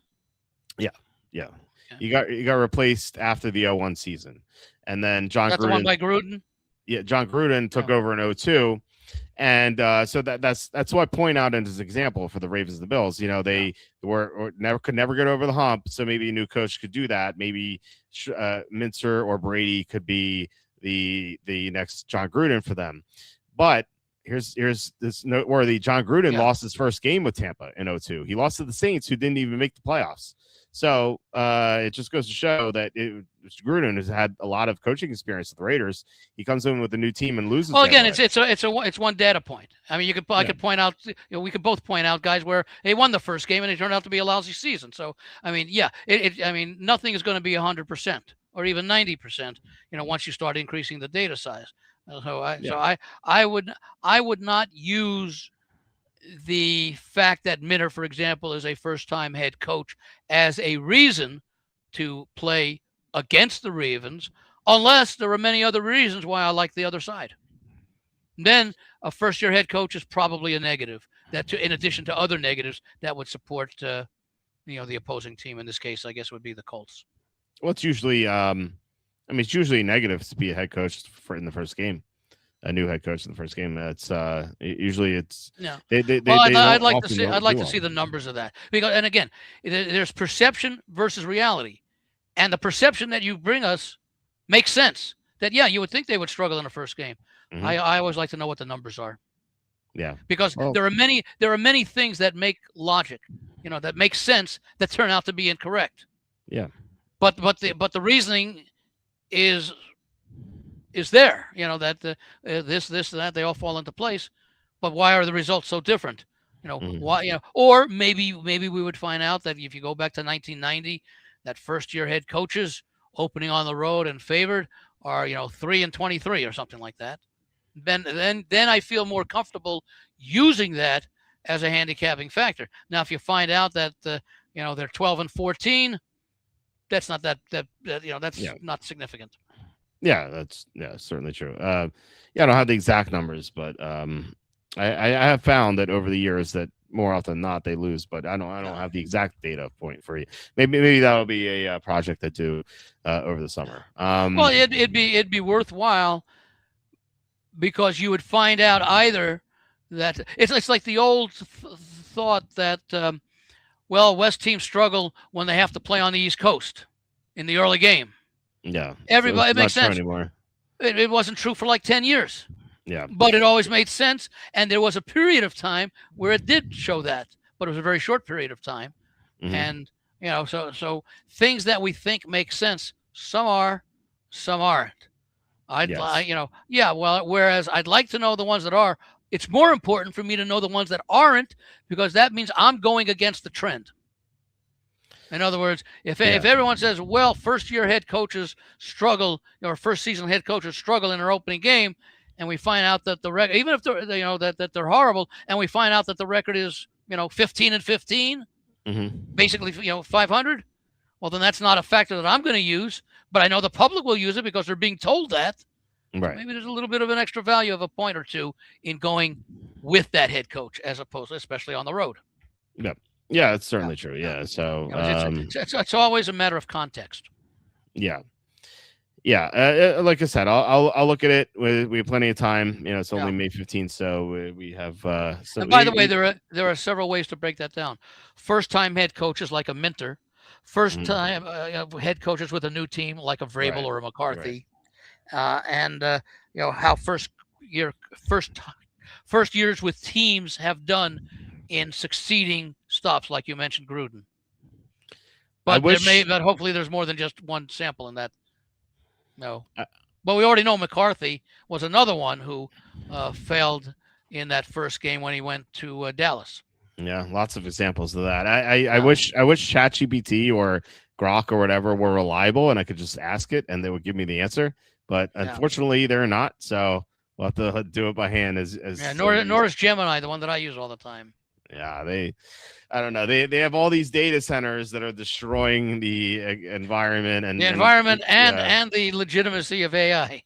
Yeah, and evicting people from their homes and causing all these issues, and they can't even get factual things correct. It's I don't know. It feels like we still have a long way to go, but they have improved, but still. And half the time with the AI or the ChatGPT, you ask it a question and it gives you an answer to a different question. Yeah, related, but not the question you asked. Yeah, it has its flaws. It definitely has its benefits, but it has its flaws too. Okay. Well, I begin to doubt the benefits because of the number of times I get wrong information that I know is wrong, and then I get apologies from the robot. Yeah. At least they're polite. Yeah, I'm not so polite when I point out the error to them, but they're very polite when they respond. My son, I was at the grocery store with him today, and we had one of those robots that moves around by itself and cleans up and stuff. My son goes, "I'm gonna kill that robot." I'm like, "Well, you're gonna be the first one enslaved when they take over." So, yeah. By the way, my son, we're at the playground yesterday, and one of our neighbors, she's a 6-year-old girl, so they were swinging together and talking, and her mom was there too. And my son goes to her. He looks at her and says, "Do you know what I do when times are tough?" Times are tough. we're around the 2008 recession. How old was he? 4 years old? He's 4, yeah. And he's experienced a lot of tough times in his lifetime, hasn't he? Yeah. What do you do when times are tough? Yeah, it's. So what was her answer, and what was his answer back? She's like, "What?" And he goes, "I play Resident Evil." the zombie. To take out his frustrations. Yeah. Yes. I'm like, "You don't even play Resident Evil. You watch me play." And the mom was cracking up. It was funny. Anyway, kids say, the old Art Linkletter show from 50, 60 years ago. Kids say the darndest things. Yeah. They don't filter anything. Right. It's beautiful. Right. They hear something and they'll keep saying it. Yeah. What's the word of the week? Right. The word of the week, and then it runs its course because there's a new word of the week that they take. Yeah. I think my word of the week that lasted the longest was bookie. Bookie? Nice. Yeah, bookie. When I was, my parents told me when I was 1, I would wake them up and walk around the house and go antenna or lights. Antenna, lights. Those are my first word. And I think antenna was my first word. Oh. So, I don't know. Robot walks into a bar, orders drink, lays down a bill. Bartender says, "Hey, we don't serve robots." Robot replies, "Oh, but someday you will." It's true. That is certainly true. Anyway, the next game is Bills at the Texans. The Bills are favored by 1.5. This is a house of horrors for the Bills. They keep losing in Houston. And this is Joe Brady's first game as a head coach too. So you have double whammy here. Line open 2.5 at Westgate, down, excuse me, to 1.5 Total 44.5 and 45, depending on where you're going. And most of the other books that I'm looking at, it's 1.5 Buffalo.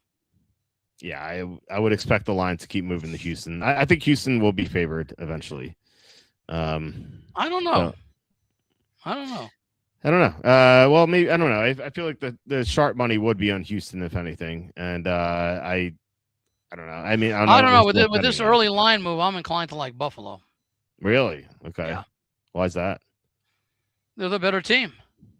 They're not coached by Sean McDermott going into Houston. That's true. Or facing Houston. Yeah. Well, it's a new head coach, though. Are you worried about that? Because he's been with the team for a few years. I guess so. I don't know. I think I'd be inclined to take Houston. Yeah, but we'll see. Well, we talked. By the way, we talked about the Raiders in Miami. Both teams have new head coaches. Yet I like the Raiders. Right. Yeah. But Miami, they both have new coach plus new quarterback, which is funny. Yeah. But given that like Miami just stripped all of its talent away, the Raiders have a lot more talent now. So I don't know. It's an example of that. That's an example of why you can make case A for a team in one scenario and one setup, and a case for or an argument for case B in a similar scenario in another game. Mm-hmm. Everything stands on its own. Sure. Like for example, you have the Miami head coach. Where did he come from last year? Green Bay. Their entire organization. They brought a lot of guys over from Green Bay, including the organization. Their GM, head coach, and quarterback all came from Green Bay. Yeah. And with the Raiders, you have guys coming in from outside the organization at both head coach and quarterback, etc. And with Buffalo, with Houston, you have continuity at both head coach and quarterback. And with Buffalo, you have continuity with quarterback and a new head coach, but an offense, but a head coach who ran the offense for one of the best quarterbacks in the league, and he's still your quarterback. Yeah. Kim McGooley says after Stroud's last game, I'm in no hurry about Houston. Well, Stroud is eating lean meat and vegetables now, so maybe he'll be better. I don't know. Yeah, he'll be sacked 1.2 seconds later. Sure. Well, I mean, Houston's defense is the main selling point here, and Davis Mills beat the Bills last year. So don't forget that. No. And CJ Stroud beat the Bills 2 years ago. The Bills can't win here for some reason. Well, I'd have to go back and take a look at the situation that surrounded that game, and were they competitive games, or were they field goal games, or were they 27-13 type games? The 1-2 years ago, the Bills are getting blown out, and they try to come back, and they made it close. And then that was the game where they had a sequence where Josh Allen threw the ball 3 times from the 1 yard line, his own 1 yard line, and then Houston won that game by field goal. And then on Thursday night, Houston kind of dominated defensive line, or the Buffalo's offensive line, and they sacked Josh Allen a bunch of times. So we know how that one went. That was the Thursday night game. So Houston's had Buffalo's number. We'll see if that continues, but we'll see. Anyway, what do we have left? We have Packers Vikings. So you alluded to this one before. Packers favored by 1.5. Yeah, open 1.5, now down to a pick 'em at Westgate. Open 2.5 at William Hill, down to 1.5 Green Bay. Station's a local place here, has Green Bay 1. I'm showing at Boyd, which is local, 1.5, and 1.5 at FanDuel. I'm not showing anything on DraftKings yet. Well, it's right here. Josh Allen lost the first playoff game in Houston too. Yeah, that's true. I forgot about that. The DraftKings Packers are minus 1.5. They don't have Parsons. It's a big deal. It's hard to say what Minnesota's going to do offensively. We don't know who's going to quarterback the team.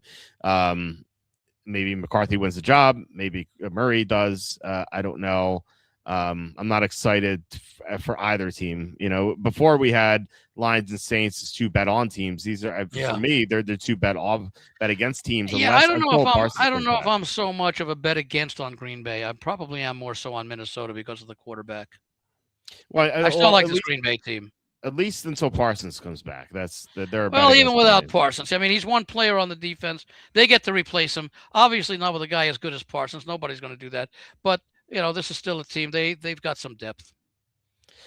Well, they lost Rashawn Gary, who was their other Every pass every rusher. team, but see, every team loses players of similar quality. It's a question of how the replacement comes in and can he play. And now that he knows he's going to be a starter because he's replacing a guy who is no longer there, that level of play picks up because now all of a sudden he knows he's a starter. I'm looking at the roster. I don't see a viable pass rusher on the team at all. No, they will have one by the time season starts. I don't think so. That's looking this team. This team, they can't get to the quarterback. They have a bunch of undrafted guys. Late round picks. Well, that's why we have all these OTAs and practice times, and 3 preseason games, but that's not going to mean much. But you've got 3.5 months to get ready for the season, and I would think. Now I don't know how much of an effort Green Bay made during the offseason thus far to address those issues, but they have to be aware of them. They didn't do anything in that regard. They lost Rashawn Gary. The only thing they did for the pass rush was draft a guy in the 4th round. Yeah. Danny Dutton Sutton, who's I don't think he's that good. So I don't know. Well, let me ask you this question then: if they knew that this was going to be a need, why didn't they draft the position earlier? Well, the Cowboys. Green Bay has a history of doing very well in the draft. Yeah. It's well, maybe they just maybe they're all in Miami now. It's true. Yeah, maybe. But this was not a good draft for a pass rusher. So maybe they just didn't like any of them. I don't know.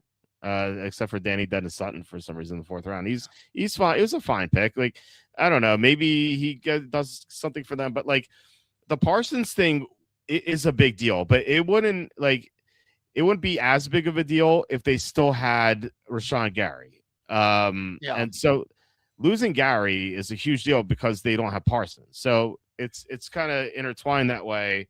And now they don't have both guys. They lose all of their pass rushing production from last year. They don't have anyone. Like Lucas Van Ness is a bust. They have a bunch of late round guys and undrafted free agents. And then the 4th round rookie, like, unless one of them steps up somehow, which it seems unlikely, but maybe possible. Like it's, I don't know, man. This looks like a team that can't get to the quarterback at all until Parsons comes back, and not having him for the first few weeks, that's gonna be tough. I don't know.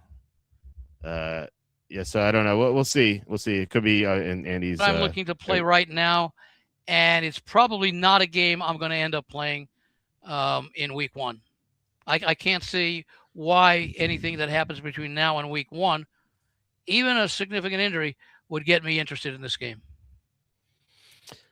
As long as Parsons is out, I think I'd be inclined to be in Minnesota. That's how I feel right now. We'll see. We'll see if. How many games did the Packers win last year without Parsons? Well, we know that they blew the lead to the Broncos after and Parsons. To the Bears. So my point is, when Parsons went down, they were leading the Broncos in Denver, and they lost the lead because they suddenly couldn't stop Denver's offense when Parsons was out. And they after that they lose to the Bears in overtime, and then they get crushed by Green Bay. They lose to Minnesota, but that was the finale. What do you mean? Who got crushed by Green Bay? You're talking about Green Bay? Green Bay got crushed by Baltimore. Okay. So it was 41-24. Now they lose to Minnesota, but that was a game where they sat their starters. And then in the playoff game, they lost to the Bears. So they did not win a single game after Parsons got hurt. They allowed 34, 22, 41, and then 31 without Parsons. So not great, Bob. Andy's not on again. Green Bay spent more on guarantees to UDFAs this offseason than the 2026 draft. That's crazy. Andy's back. Andy, what I don't know if you last thing I was saying was they did not win a single game after Parsons got hurt. I heard 30, that. I'm about saying good. I 34, said 22, 41, and 31. So, I said good which is, points on all of them. yeah, Yeah. okay, yeah. So, yeah, I'm it's a still trying different to figure team. out why my camera is having issues. Yeah, Yeah. they were not the same team without Parsons, and they had Rashawn Gary. So now they don't have Gary either, and I it's and he still have issues with the camera. It's I think it's gonna be pretty rough for Green Bay until Parsons comes back. They lost some offensive pieces too. Yeah, Andy. Yeah, they lost some offensive pieces too. No Romeo Dubs anymore. Although they do get Tucker Kraft back, so that's a positive, but still, I do like LaFleur as a coach, but yeah, I don't like this team right now and how they're Okay. constructed. I think they're overrated. But yeah, well, I don't know, but I'm not like super enthusiastic about Minnesota either. But still, all right, let's go to the next game, which is Cardinals Chargers. Chargers are favored by 11.5. What do you what do you have over there? It's a big number, but I'd rather lay it than take it. Yeah, it's As of right now, I mean, I think the offense is going to be better. I think bringing in McDaniel helped. They just got that tight end signing the other day. You got Harbaugh, and you have a team that was better than they should have had a better record had they not had all the injuries, and they still made the playoffs. yeah. It's hard almost anything that could have gone wrong for the Chargers last year did. Yeah, it's hard. I think it's hard to make a case for Arizona here. Yeah. They have a new head coach, and they might have a new quarterback if Brissett still holds out. And the Chargers who would that backup be? It would be either Minshew or Carson Beck. So it's pretty rough here. And the Chargers are neither of whom excites me. Yeah, the Chargers could be the best team in the NFL. They were last year until Joe Alt got hurt. Yeah. The first 3 weeks of the season, they're very talented on both sides of the football. Yeah, the first 3 weeks of the season, they dominated the Chiefs, and they beat Denver, and they also blew out the Raiders. So they look great, and then everything went to hell because they suffered so many injuries, including Joe Alt. But they're healthy now. Obviously, Mike McDaniel there to coach up the offense. I like the Chargers team a lot. And the Cardinals. By the way, I'm showing 10.5s at Westgate. I'm showing 9.5s at a couple of places, including FanDuel. I'm showing 10s and 10.5s, and I'm showing basically 45.5 to 46.5 as the totals. Yeah, I like this. This is TJ Quinn from Louisville. Other UDA faces show up the pass rush. 3 sacks last season in Louisville. 3 sacks. It's gonna get the Green Bay pass rush going. It's gonna be. I don't know how they're gonna get to the quarterback. Chargers all the way here for me versus a new head coach. I would be shocked if Arizona contends here. Remember Arizona last year? They were competitive in some games, but whenever they went up against like the Seattles and the Rams, they would get walloped. This is another top team. They'll be competitive against the average teams or worse because they have a good offense, but they at least have some good offensive pieces. But yeah, here it's gonna be rough for them. Let's see what else we got. The Sunday night games: Cowboys at the Giants. The Cowboys are -2.5. I know John Harbaugh's great in week 1, but it's a new team for him. So I like both teams as far as going forward this season. I expect to be on the Dallas and on the Giants more than against them. Yeah, Chargers. Cowboys. I think I'm inclined to take the Cowboys here. Cam Eagle says the Chargers should be the top survivor pick. Would you early on? Obviously, we have 4 months to make this decision. Would you be on the I would say they're certainly under consideration, but at the line, considering what we're seeing, they will probably be the number 1 selection overall. Yeah, I think Chargers and Jaguars would be the top 2 picks. I would think, unless some injury happens and things. Maybe change, Detroit will be up there too. I would think so. I could see that being a team that loses people their pool in week 1 potentially. I'm inclined to take Dallas here. Harbaugh with the first game could be an issue. And Dallas's defense improved. This is where Rashawn Gary went. He's going to help the pass rush. So yeah, Dallas is another team that I liked almost everything they did in the offseason. Yeah. It's been a while since I've said that, but yeah. And then Broncos Chiefs is the Monday night game. Chiefs are favored by 2.5. Hard Hard there to to do be a line anything here. without knowing what the status is of Mahomes. Yeah, Although if you think he is going to play, lay the you might there are, I see one or two 2.5s out there. You may want to lay the 2.5 now if you feel confident that Mahomes is going to play, or reasonably confident, or maybe you think that even without Mahomes the Chiefs can win this game. Yeah, this is a game where back in the day, before online sportsbooks, there would be no line. Yeah. But now they have to have a line because every sportsbook has a line. Well, not only that, remember, nobody knows what's going to happen with Mahomes, so they're putting a line out there. So, your guess is as good as the sportsbooks, but the sportsbooks has the 110 in its favor. It's a good point here. Bo Nix, we don't know his status. Yeah, either. that's it. Well, that's a secondary question that I had. Yeah. So but the sportsbook has the minus 110 in its favor, and we're both guessing right now. So much can happen. Yeah, it's obviously a first look. It's always fun to do that when the schedule comes out. Prescott has had a great record against the Giants. Yeah, he dominates them all the time, and it feels like I always take the Giants. It feels like maybe I shouldn't have done that over the years. Maybe you should correct that. But we can start in week 1 this year, just as the Giants get a good head coach. So that is the week 1 schedule. Dallas actually has the advantage because they've got a second-year head coach. Yes, I don't even like Schottenheimer, but yeah, he has experience. I don't have. I have him rated as neutral. Okay, at least he was bad as a coordinator. He just never had good results. But I don't know. Maybe his calling is. Who were his quarterbacks that he had? He had Russell Wilson. At the end. No. I mean, not still. Was he there on the Super Bowl team? Schottenheimer the coordinator? The Super Bowl team. Which Super Bowl team? With Russell Wilson.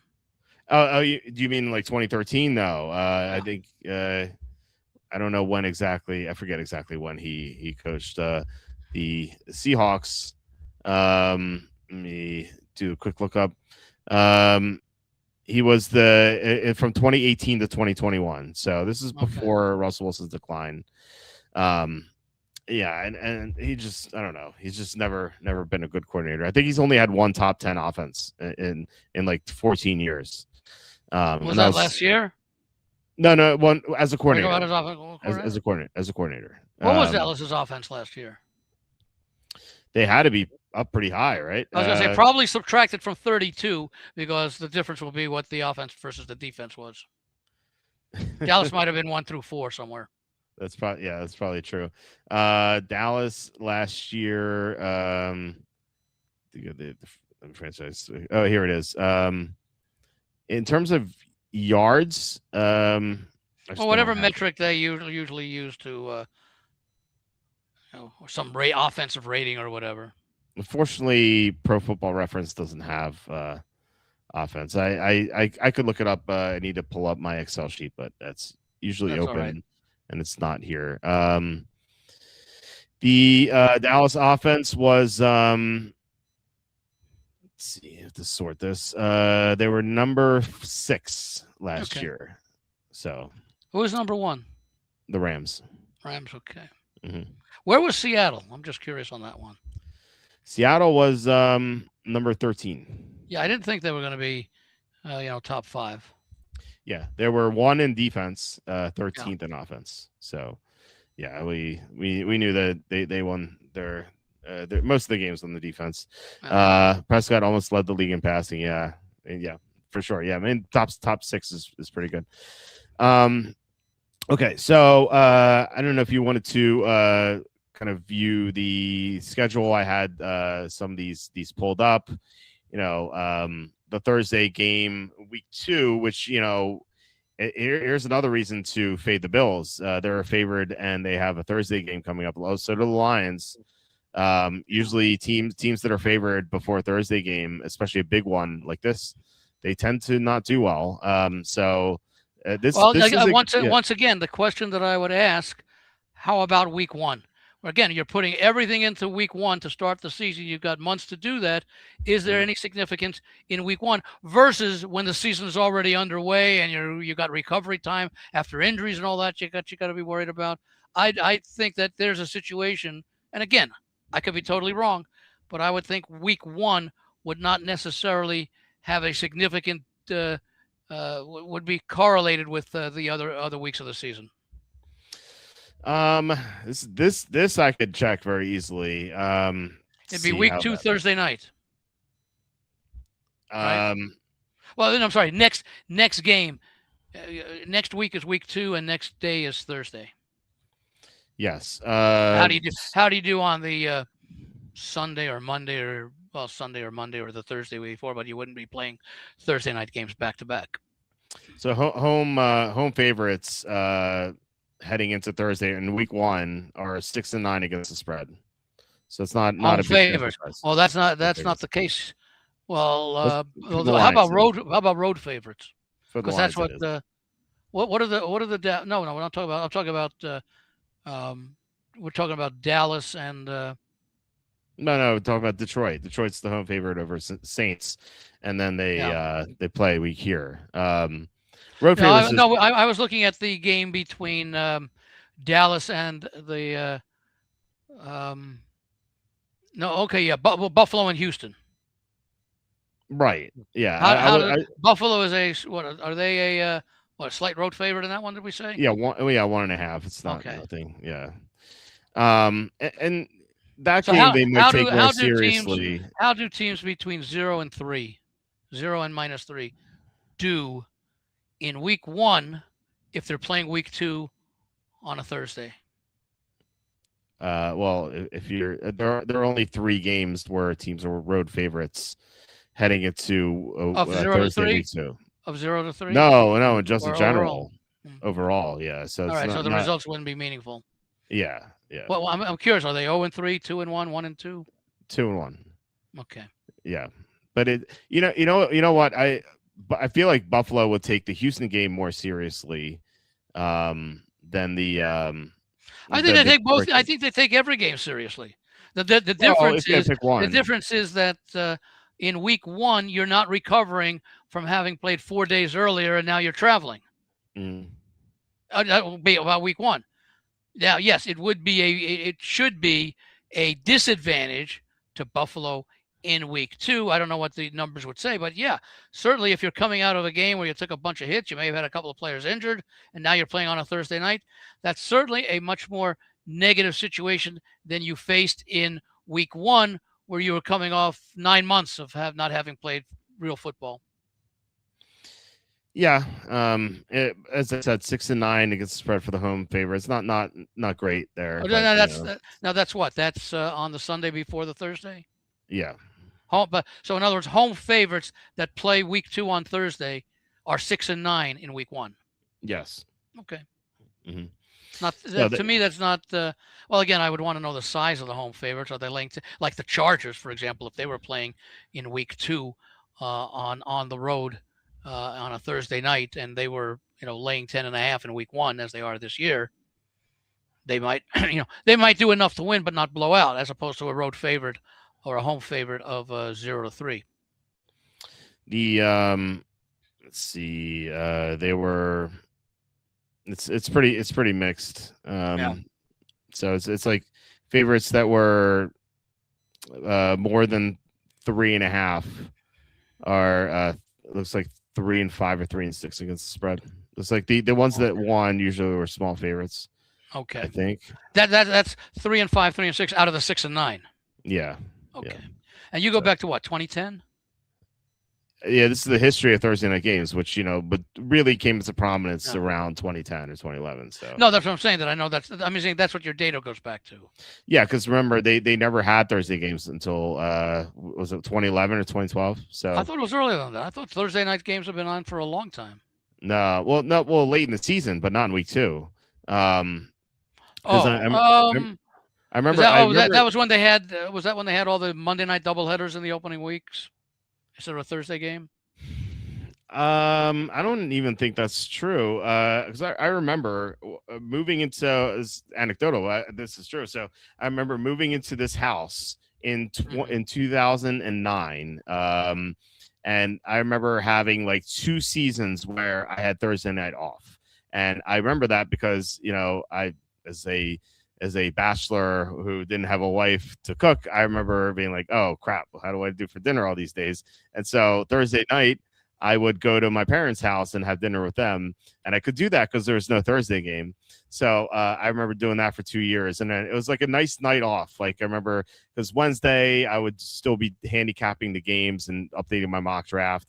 Friday I would be preparing my super contest picks to send to you, but on Thursday it's kind of like a free night, and I was like, oh, this is a nice break during the week, and now we don't have that anymore. It's part of the reasons why I don't like Thursday games.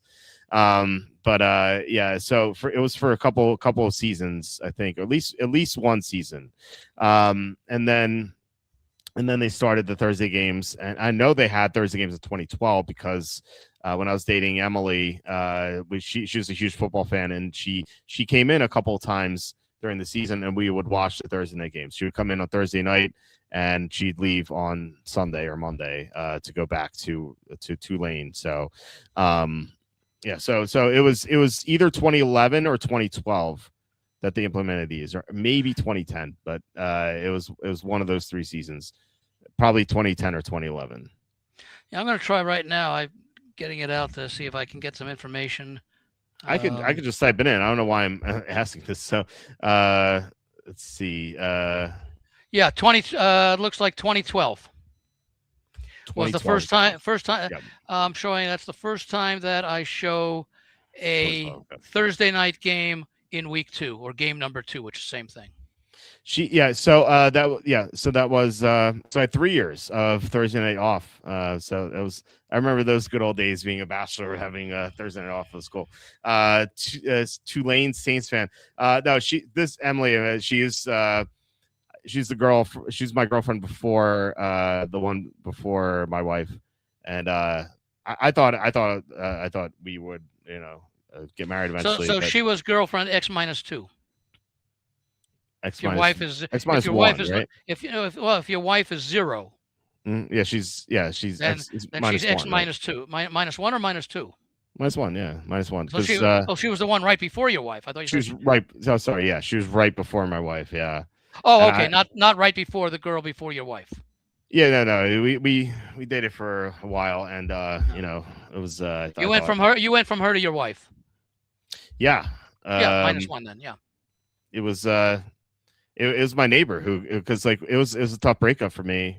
Like I said, I was even looking for places to move into New Orleans, and Oh. it and it was a harsh breakup. And then I'm like a few months later, I was talking to my neighbor, and I was telling him all about it. He's like, well, come over to my house. My girlfriend will be here. She's bringing her friend, and then that kind of like set me in the right And direction. the So. friend became your wife.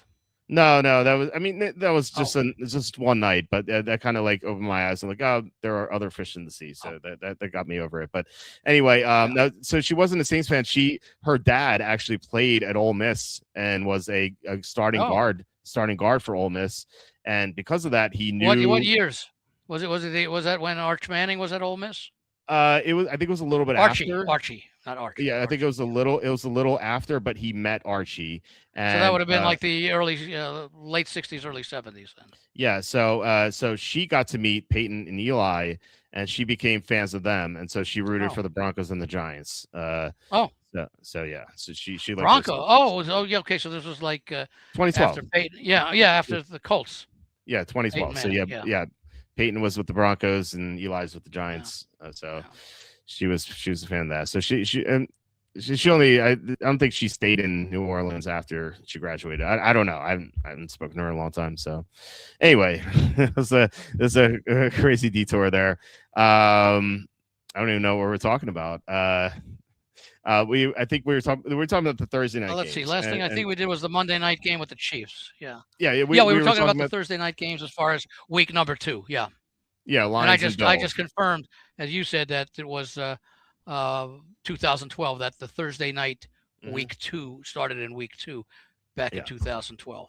Yeah, and I was saying, I was yeah, like, I really miss those nights off. But anyway, Lions and Bills seems like a great game, but again, these Thursday games can be really wonky. I hate them. I really wish they would do away with them, or at least have, as we've recommended, have them be between teams coming off buys, which seems yes. to be fair.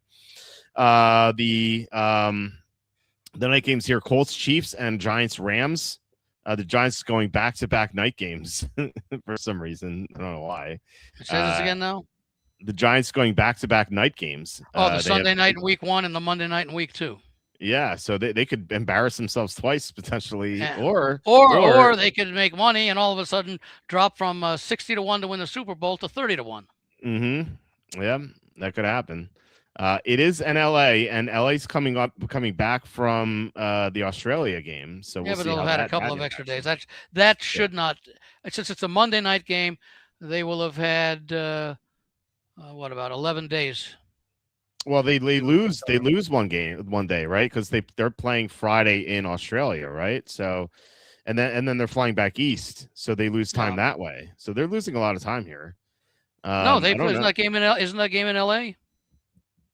No, Giants game. yes. So yeah, they're flying back from Australia to LA. So Yeah. they're flying west to east. So you lose time. Uh, so yeah, they lose time playing late in Australia on Friday, No, I early think they're early Friday. wouldn't it be they're going to be earlier? No, I'm saying no. They play later in Australia than it will be here.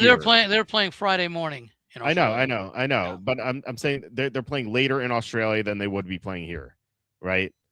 Yeah, Because but when they get back here, they're going to be at well, let's see, what would it be about a 12-hour time difference, 14-hour time yeah, difference, I think. it's Eight, about it's it's so about that. 14 hours, I think. Yeah. Yeah, because whenever Ben Waffley's on, it's daytime for him. so when they get back, it'll be earlier than it'll be closer to the time they actually left clockwise. Yeah, A few days later. but they're flying so long from west to east. When that That's not it's eliminates not going to time. matter 11 days later. Not Yeah, at all. Not at all. I don't know. I mean, I don't know how that's going to impact them. I don't know. Yeah, they gain a day, but they're on the plane for so long that they basically lose the day. So I don't know. Oh, they got a good night. Right? They get a good night of uninterrupted rest coming back home. Maybe I don't know. I can't. I have issues sleeping on the plane. I don't know. I'm sure But some yeah, people do it fine.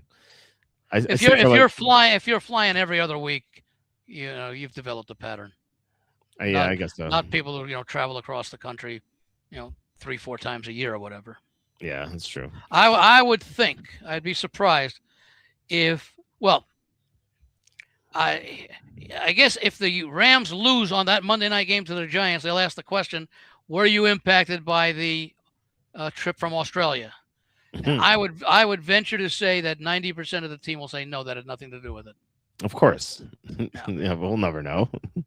I think get blown out like 35-6. We could probably know.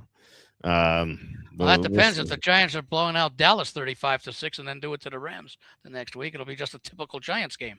That's true. Yeah, I mean, for the first 2 weeks. Scotabo runs for 5 touchdowns. It'd be great. Yeah. No, I honestly don't think it. Yeah, if they were playing the following Thursday night after playing on Thursday night in Australia Friday morning, that's different. Yeah, look at this. Rams play in Australia, then Monday night Giants, Sunday night Broncos, 1 p.m. Eagles, Monday night Bills. What is the schedule? Maybe we shouldn't be betting. Hold that one up there again. Yeah, here we go. I'll tell you, more important than the sequencing of the time is the fact that you're playing the Rams, the Giants, the Broncos, the Eagles, and the Bills.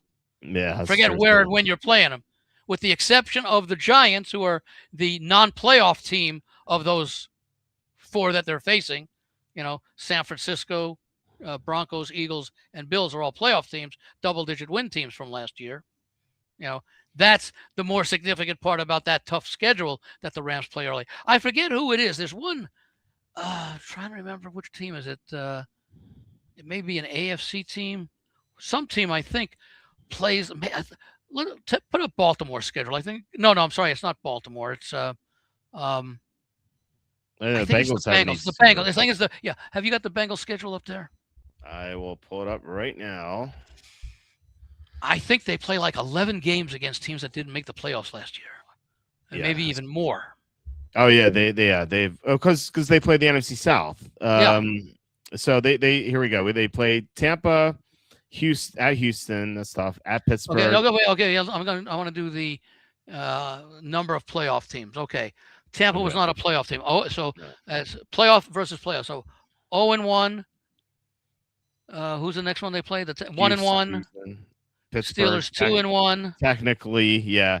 Jaguars 3-1. The Dolphins, 3-2. Ravens, 3-3. yeah. Titans, 3-4. Falcons, 3-5. Steelers again. 4-5. Redskins, 4-6. Saints, 4-7. Browns, 4-8. Chiefs, 4-9. Panthers, 5-9. Colts, 5-10. Ravens, 5-11. and Browns. 5-12. Mhm. 12 of their 17 games. They only play 5 games against playoff teams from last year. Yep. And give me the division odds for the Bengals.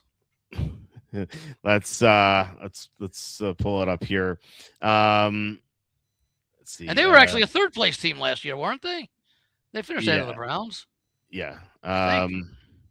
The Bengals are plus 210 to win the division. But the Ravens have an easy schedule. The Ravens have an easy schedule too. Because remember, they were the second place team, but the second place teams luck into easier opponents.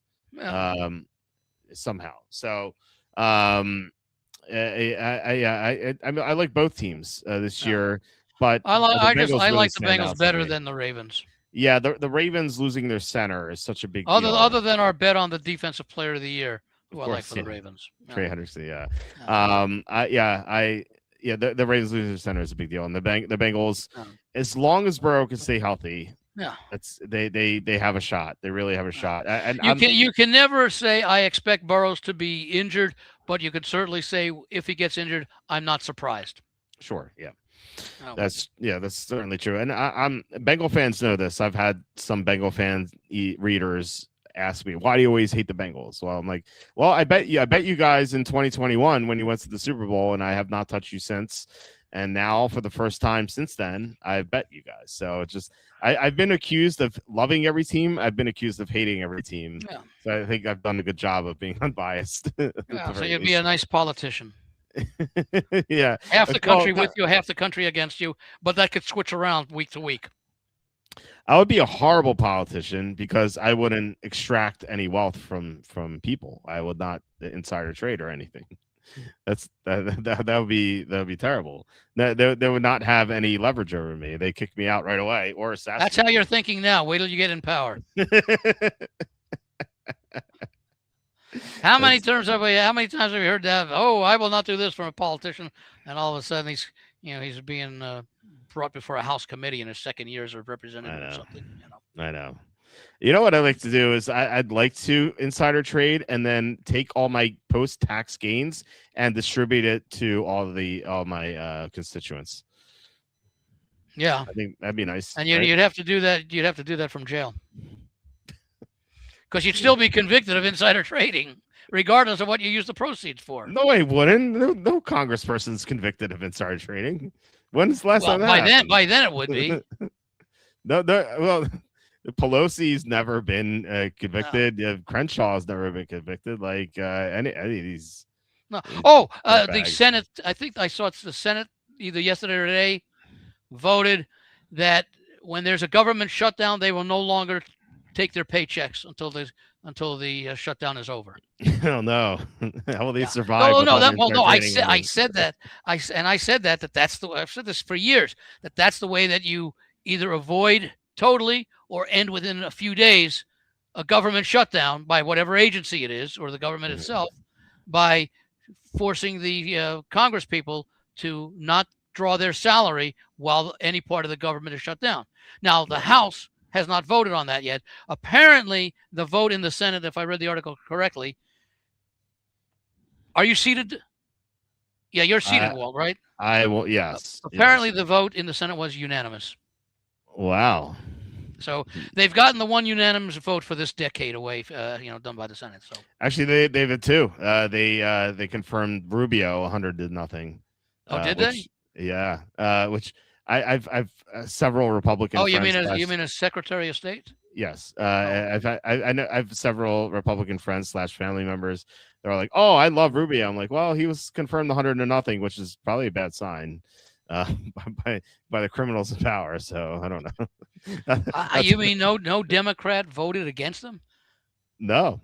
I mean, just on the basis of Republican versus Democrat. Yeah, they didn't. No. That's how some folks are. I could never vote for a whatever. Yeah, they all voted for him, including himself. It's kind of weird yeah, that's true. That will be. Well, wait a minute.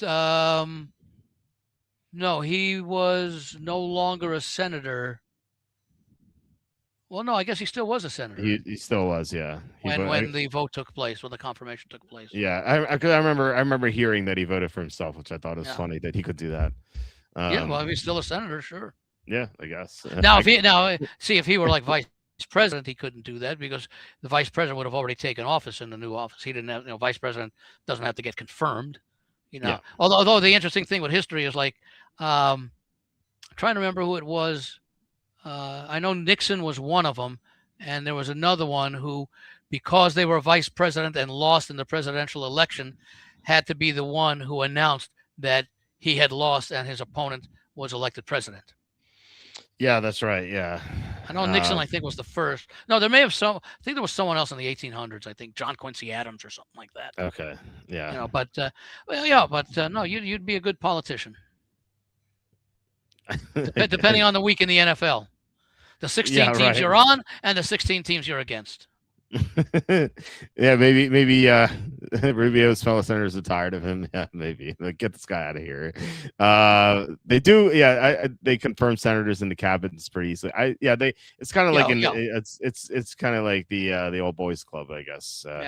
Yeah. So Al Gore, yeah. And then by the way, you know what? Another reason why I'm surprised at the 100-0. What's that? Is that there are many times that you don't have 100 senators present to make the vote. That's true. That should be for whatever illness or whatever, that there might be some other. Yeah, Kamala Harris did the same thing. Yeah. She had to announce that her opponent won the election. Mm-hmm. Yeah.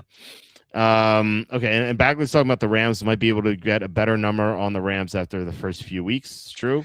That is very true, and that is one of the reasons. In fact, I forget. I don't know if it was with you, but I know I said on a couple of podcasts, just looking at the first couple of games this was before we knew the schedule for the Rams. But I said, if you like the Rams, they're like 8-1 now. Maybe the schedule suggests that they could start 0-2 or 1-3. And now, as it turns out, 4 of their first 5 opponents are playoff teams from last year, and the 5th is a Giants team that is expected to contend for a playoff spot this year. Yeah. By many.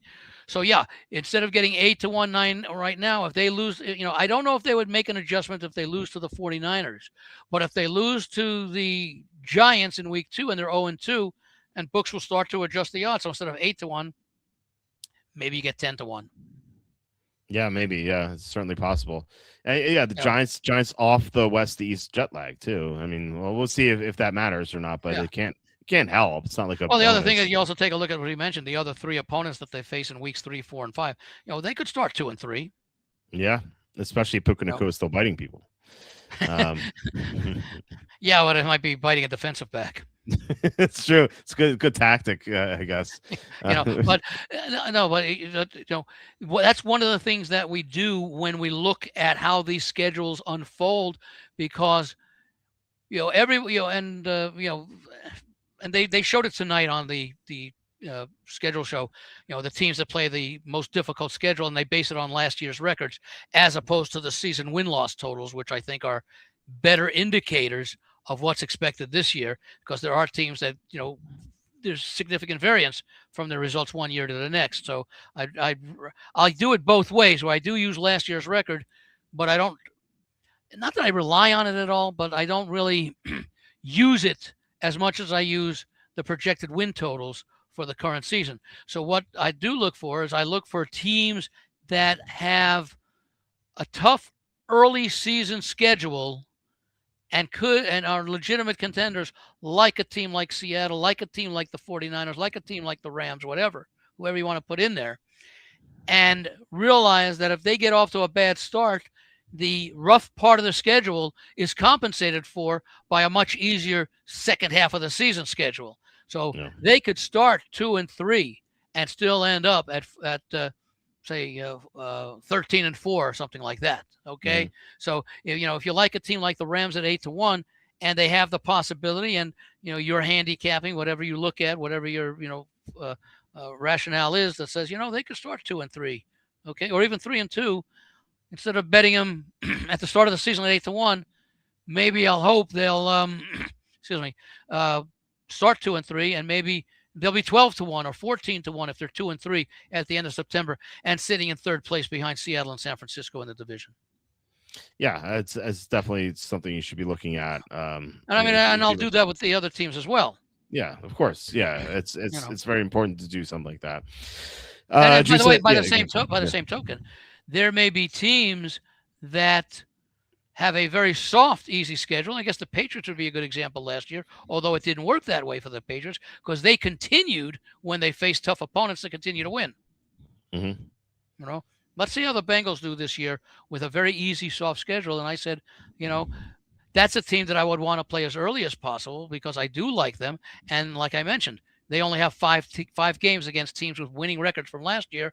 Of course, what I want to do is see how many of those 17 opponents, split between the 5 and the 12, have win totals of 8.5 or higher, meaning that they're projected to be 9-8 or better. Right. And we might find out that of the 11 teams that did not make the playoffs last year, maybe 4 of those teams or 5 of those teams, and let's say, for example, Baltimore, who they play twice, but let's say it works out to 5 of those teams have win totals of 8.5 or higher, and of the 5 teams that made the playoffs last year, let's say 4 of them are expected to make the playoffs this year. So now all of a sudden you're looking at about about 6, 4, maybe 10 or 11 teams that have chances at winning records this year, and so you might want to bet them, a little bit later in the season. Yeah, that makes sense. You're saying the Lions didn't get the easy schedule; they got the 6 easy schedule. I didn't take a look at it, but I don't know. I wonder if a lot of that is based on last year's records and not. Yeah, really well, I think all the ones that they showed on the show tonight, yeah, were based on the records from last year. They said so. They specified that.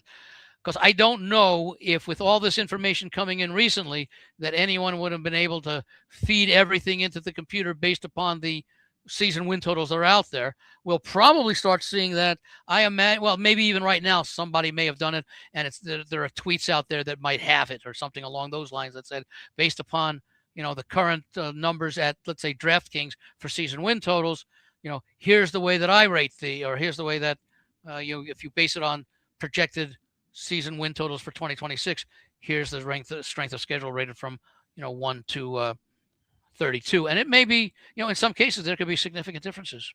A team using last year's that might show up as 5th toughest might end up being the 23rd toughest when you factor in the win totals from this year, or vice versa. Yeah. Line schedule sets up nicely. First 5 games against 4 easier opponents plus Bills. Then week 6 bye, followed by Packers, Vikings coming out of the bye. They'll be hoping that Parsons is still out by the time they play them. Yeah. I feel bad for the Bears fans. We all know they're going 7-10 or 8-9 based on missing playoffs with that schedule. Well, at least they get the NFC South. That's I don't agree with that again, because remember the year before when they had who was it, Eberflus, and they made all those decisions. They still played some, a lot of close games that year. Then they made the coaching change, and it was a huge upgrade on both sides of the ball last year. Okay, so you've got a second-year coach who now has a history on his roster where they excelled, where they struggled, and sometimes we see teams that, like I'll go with Kellen Moore again with New Orleans, because I think if I remember correctly, Joe Gibbs started off miserably in his first season with the Commanders, well, I guess Redskins at the time. But I think they started off poorly early and then had a strong second half. And I think the next year they won the Super Bowl, if I remember. I think it was the strike season of '81 may have been his first season. Go back and check that. But even you go back with Dan Campbell. What did they start? 10-1 his first year? Yep. And did they go, what, 9-8 the next year? Yeah. They would have made the playoffs. They would have made the playoffs at the Green Bay game at the end or something. Or was this, yeah, right. It was a Seattle. Was it Seattle Green Bay or it's Seahawks Rams? It was Seahawks Rams. And it was Baker Mayfield playing against the Seahawks. If the Seahawks had lost, the Lions would have gotten into the playoffs because they beat the Packers at the end, the Sunday Night Football. Let me see here.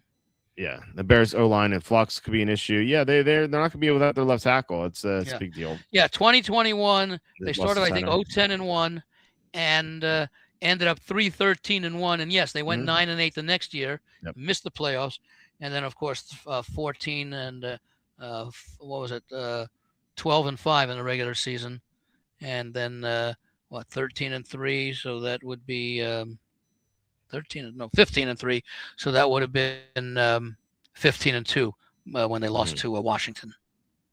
Yeah. So the point is that there are coaches who can carry over the momentum from what would have to be called a surprisingly good initial season and continue to show improvement the next season. We saw Harbaugh make the Super Bowl in his second season with the 49ers, although they made the playoffs in the first season. And you might normally think, although Harbaugh, because he had, even before he got to San Francisco, and you go back to his college days, he had a tremendous record in I think it was University of San Diego, Stanford, and then he went to the 49ers, and so he might have been just a very unique guy, but there are coaches who have shown the ability to sustain success. Yeah, I mean, after an initial year. Yeah, Michigan did great. And Michigan was obviously the next example, but I mean that just makes what he did with the 49ers even that more, laudy and worth being laudatory about. So I am not one who, at least right now, even with your concerns about the edge rushers, I'm not ready to expect the Bears to show regression unless, and remember, they were 15-2 2 years ago, the Lions? Yep. Okay. And they had all the injuries that they had late in that season and then last year, although at the start of the season, you thought the Lions were in for regression. Yes, they lost both coordinators. They lost interior linemen, multiple. I just thought that was a lot to overcome. Yeah. Was it this year that they've lost their center? It was last year. Ragnow was retired, and now did he retire last year or after last year or after the year before? He retired heading into 2025. Okay, so he didn't. And then he tried to come back, but he couldn't pass his physical. Right. But they brought in Cade Mays from Carolina, who did a good job last year. So they have him now. They drafted Blake Miller in the first round. So unless Blake Miller's a bust, their line should be better. A lot better than it was last year. So, and Goff still's going to complete 74% of his passes, whatever he does. Yeah, and you still have all the weapons. Laporta was hurt last year; he comes back, and the defense, their entire secondary was out by the end. Bears center retired. Did they lose the running back? They lost Montgomery, but they brought in Pacheco. It's okay. On balance, that's not a huge. Yeah, they still have Gibbs. I mean, that's the important guy. No. Bears center retired. Drew Dahlman. It's another team that lost their center, and that is a big deal. It's people don't really talk about that. No. They brought in Garrett Bradbury. They drafted Logan Jones in the second round. I don't like Bradbury. Maybe Jones could be a good player. We'll see. I'm not. Bradbury was was a weak link on the Patriots offensive line last year, and now he's in. If he wins the job over Jones, that's not a good sign. So Bears fans should be rooting for Jones to win that job. Okay, so there we go. What's this? Honestly, with the Bengals having the third easiest projected schedule to me, Chase Brown, Burrow, and Chase are must drafts. You have to get at least one of those three players. Yeah, I agree. I think, yeah, if you get Chase, try to get one of the other two. Higgins, you Yeah, mentioned yeah. Higgins, I'm sure, and then try to get Joe Burrow to stack with them in best ball, especially. So I think that's something you definitely want to do. I didn't look at the Week 17 schedule yet. That's important for best ball because that's the championship. But yeah, and the playoff teams too. We actually still have the Bengals schedule here. Yeah, weeks 15, 16, 17. They had the Panthers, Colts, and Ravens. Ravens is not ideal. Although they did score a lot against the Ravens in the first matchup last year, so Well, that could maybe all. that's That's a good. also a divisional game that Yeah, could have playoff implications. yeah, not much rest after that one. It's they have a game December 27, and then this game is December 31st. Um, so that's a Which little one is strange. December 31st? Oh, Ravens December Bengals, 27th is a Sunday.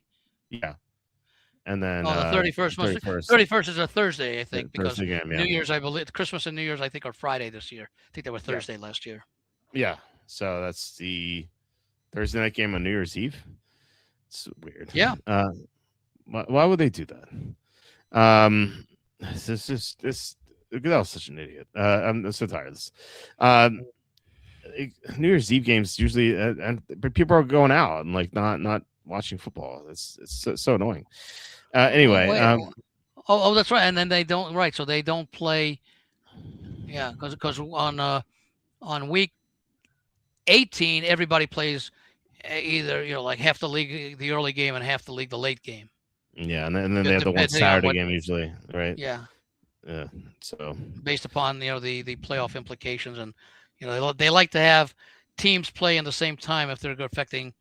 Maybe it could be AFC teams early and NFC teams late. So that that you don't, as best as they can, so that you don't have results from an early game setting up what could happen in a later game. But right. that all changes, depending upon what the situation is. So for the week 18 schedule, but yeah, that's interesting. And the Ravens can't like that, having to play on the road against a division rival on 4 days rest in week 17. Yeah, it's too late. You want to do it in week 11? That's one thing. Right. It's too late for that. I don't know. They have to they have to fix this. Okay, so we can go back to the schedule here. We can look at week 3. The Falcons Packers is the Thursday night game. And then the 2 night games, we have the international game, Ravens Cowboys. We talked about that before. The Rams Broncos Sunday Night Football, and then Eagles Bears Monday night. This is the Evan Daniel revenge game. Yeah, because the Eagles knocked the Evan out of Survivor. So that was the Black Friday game last year. Yeah, it was. Yeah, the reason why I didn't go to my high school reunion is because which by the way was interesting because it was the fourth game of the Thursday Friday where the road underdog pulled the upset. Yeah, every underdog won. Yeah, knocked a whole bunch of people out.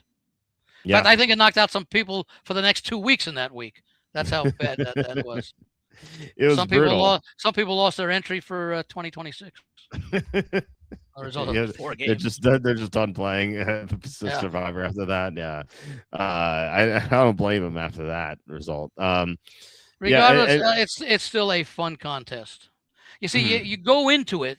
First thing, the only one who can beat you in that contest is yourself, because as long as you keep winning, you remain eligible for a prize. No, but it's not like playing, the Super Contest or the Millions, where you could hit 68%, which would be a nice payday, but you could lose out on a big prize because somebody's hitting 69.2 or something like that. Here, you keep winning, you advance, and it's just a lot of fun. You really go into it. Yeah, I'd like to win, but you can't expect to win. Yeah.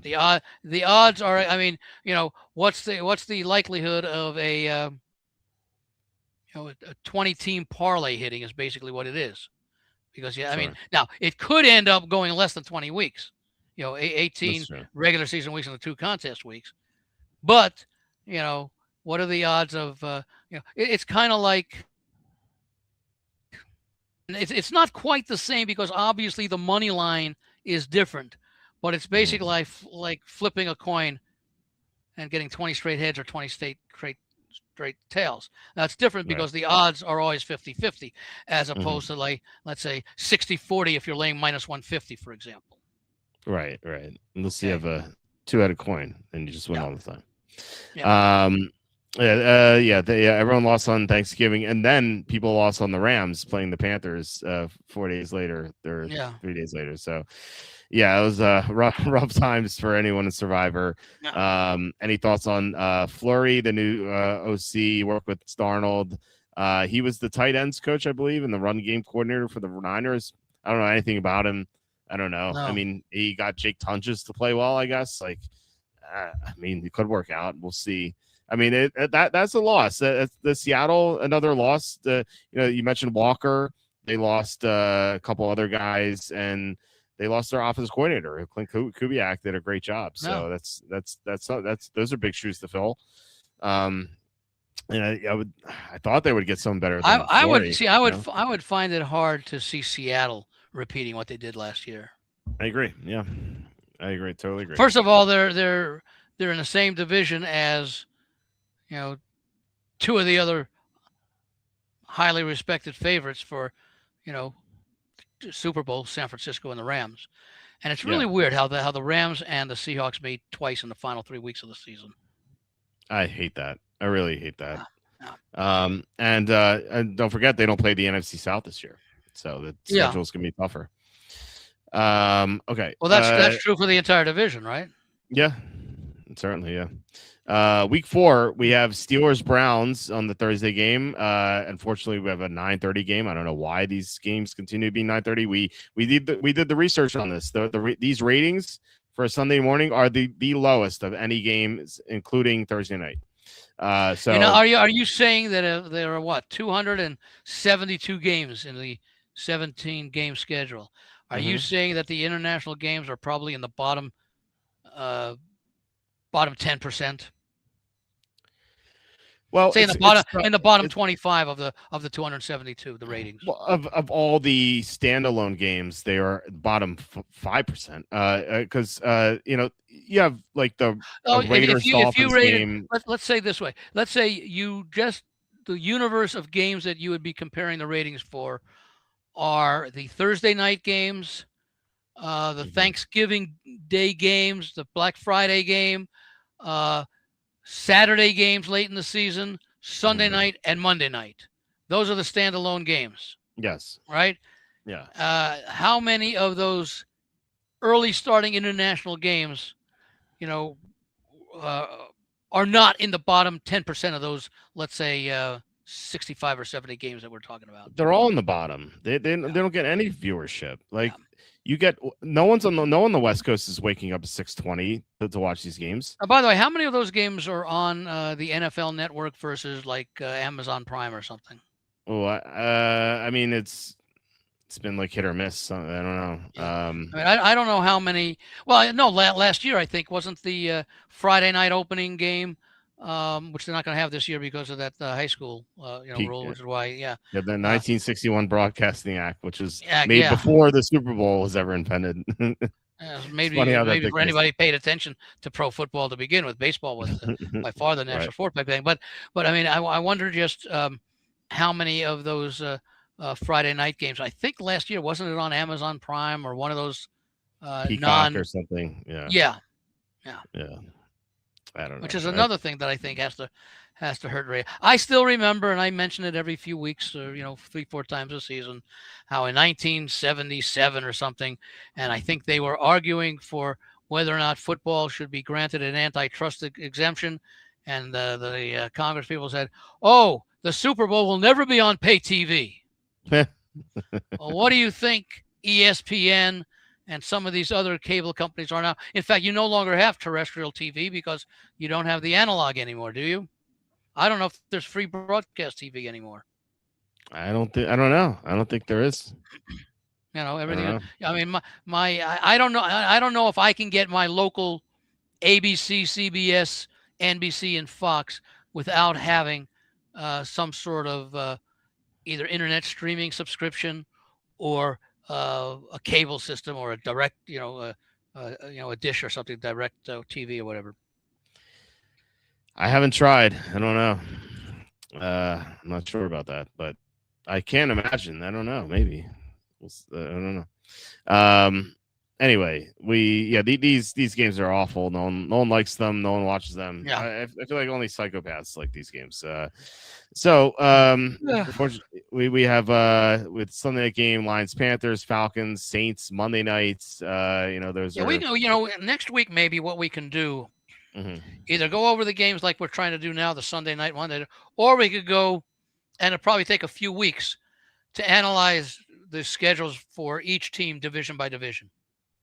Yeah, I mean that's what we would do to analyze the win totals Yes. for these teams. Yeah. So yeah, I mean, we did that once about a month or so ago. yeah, and Without now we have the that information, idea. Yeah. now we have the information that we can give a more educated or well thought out opinion, even though obviously things could change. Your quarterback injuries, running back, receiver injuries, things like that, roster changes, trades, whatever, free agent signings during training camp, as guys are released. But at least we have some idea of what kind of start we can expect for a lot of these teams based upon the quality of the opponents that they face in, let's say, the first 6 weeks of the season. Yeah. Did you want to table this for next week then? I mean, it's getting kind of late. Yeah, I was going to say that next week we can go, let's say, and I know that we both like to have a lot. We both like to talk a lot. But let's say we were to, what's maybe over the next 4 weeks we can do 2 divisions a week, which is 8 teams. Analyze 8 team schedule. Yeah, I like and that. If it happens to go quicker, we can do it. Take 2 more teams. Yeah, perhaps. Yeah, 2 more divisions. Yeah. Yeah, I would like to. I'd like to focus carefully on this because first of all, we have a lot of time in the summer, and second, I don't want to rush through anything and miss anything. No, that's exactly it. That was somewhat the issue that we ran into tonight because we really have not had a time at all. Look, the show was on from 5 to 7 my time, 8 to 10 your time. And here we are 45 minutes to an hour later starting to talk about it without really having a chance to have all the information settle in. Yeah, exactly.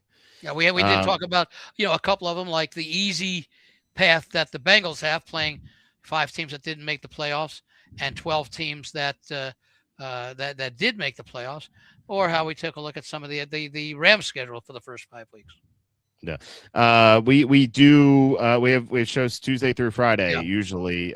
Tuesday we do fantasy with Kenny. Wednesday Andy's usually on, so he'll be on Wednesday next week. Yeah, we did it differently this week because we knew the schedule was coming out and there'd be more to talk about tonight than there would have been last night. Yeah, Thursday during the season, Evan's on. Although excuse me, last night it would have been interesting because you would have more time to whine about the international schedule, which got released yesterday. I did that in a separate video. Which you did you do it last night? I did like an 8-minute video where I just ran it. I said Roger Goodell's destroying the NFL. And I had my thumbnail for that was Goodell lighting. There goes your chance of winning the TV contract. I know. So I said, like, I was up for it. I sabotaged my own chances. So anyway, so Thursday, Evan's usually on during the season, during the off season. It's like a wild card. Sometimes we don't have a show, but like sometimes we will. It really depends on who's available. And then Friday with Tom. So Tuesday through Friday we have shows usually. So thanks for tuning in. And Friday night is Friday food review. Yeah, we get into some random stuff on Friday. I like those sides pick up from the expanded discussions. Yeah, it's always fun. I love the feedback that you guys give in the chat too. It's always and the questions that you raise in the comments. Absolutely. Yeah, I feel like we have a great chat here. A lot of smart people in the chat, and the interaction is so awesome. Do it live. Like Friday is very random. But we can. We're approaching 3 hours, so we can sign off, and it's close to 2 a.m. here. I still need to do some work, but we could try to decide which divisions to work on. If you guys have any any preferences, just let us know in the comments, and whoever has the most votes, we can do. I would say to like stick to the same directional. So if we do AFC East, I'd like to also do NFC East. But outside of that, or we could stick with AFC East, AFC North, or stick it's the same conference. But or we could just do it how we're random. People Yeah. might want to wait to hear the AFC South and the NFC South. right. And let's get Yeah. let's get to the good divisions, or the what we think will be the more competitive divisions. Either way, yeah, we can. In fact, Walt, you and I can talk like or text on a Monday or Tuesday, and based upon whatever comments you may be getting over the next few days, we can decide which 4 divisions we want to do. Yeah, it's a good idea. Maybe do divisions that play each other. Yeah. So yeah, that's a very good idea. And the NFC South plays, for example, they play the NFC North and the NFC North and the AFC North. So we would do NFC South with one of those divisions. I guess that makes sense. Yeah. Yeah. So yeah, if you guys just leave in the comments, so we'll get to it, and we'll see whoever has the most votes. We'll start with them. But yeah, all right. Any other final thoughts, Andy, before we sign off? No, that's about it. The Golden Knights won their game tonight, so they have advanced to the Western Conference Finals. Okay. I got a push on my total, which I didn't think was going to hit. When it was 3-0 Knights in the first period, I played under 6, and they won. I think it was 5-1. Oh, nice! Congrats on that. We hit with at the PGA Championship. I had Minwoo Lee and Ryo Hisatsune. Now, what do you get? 1/7 of the price? Yeah, it was a 7-way tie. It was a 7-way dead heat, but we had 2 of the guys, so it's really like no. So I'm saying you get don't you get 1/7 of what the payoff would have been on each golfer? Yeah, it would. In other words, let's say you had a guy at 7-1, you would get paid even money on that one. Sure, yeah, but the guys I had what I have, I had what was his house tune? He was let me see. A couple of those guys had to be long shots. Yeah, so I had 150 to 1 on Ryo Hisatsune. So you should get 21 to 1 on that. Yeah, and then I had 60 to 1 on Minwoo Lee. That's about 8 or 9 to 1. Yeah, that's or 7 or 8 to 1 rather. It's such a heartbreaker because Minwoo Lee on 17 he missed a 6-foot putt, and then on 18 he missed a 9-foot putt. Yeah, but how many of your guys, if any of them, how many of them made birdies on 18? If any of them? None of them. Okay. Yeah, it was Minwoo Lee was solo first. He was 4 under, and then he bogeyed 17. That's right. I think was he the only one to get the 4 under? Yes. Because I kept seeing minus. Because I didn't start at the very beginning. You know when it started. It starts like 3:45 a.m. When they tee off. It's on ESPN Plus, and when I followed it, I think the first few pair of golfers had just finished 18, and I kept following it every few minutes, and I kept seeing the number of people at -3 changed. Okay, it was 4 for a long time, and I did remember seeing Minwoo Lee at -4, and I think, if I recall, the hole after he birdied to get the -4, he gave it back on a bogey. Yeah, he missed a 6-foot putt to go to the back to 3. Yeah, that was such a heartbreaker. In fact, did he drop down from -3 to -2 and then got it back with a birdie? No, I don't think so. No, I don't remember if that was. No, because he bogeyed. No, he bogeyed 17, so he would have had to have parred 18. 18. Okay. Yeah. So, yeah, Scheffler bounced back from 3 to 2. Or no, Smalley did at the end too. He was the 7th guy. I was rooting for them to screw up to get like 5-way dead heat instead of 7, which is not like a huge difference, but still. Yeah, you did not do Rory. No, for the first round lead. No way. He we discussed on Tuesday. He's dealing with a blister on his foot. Yeah, blister. That's right.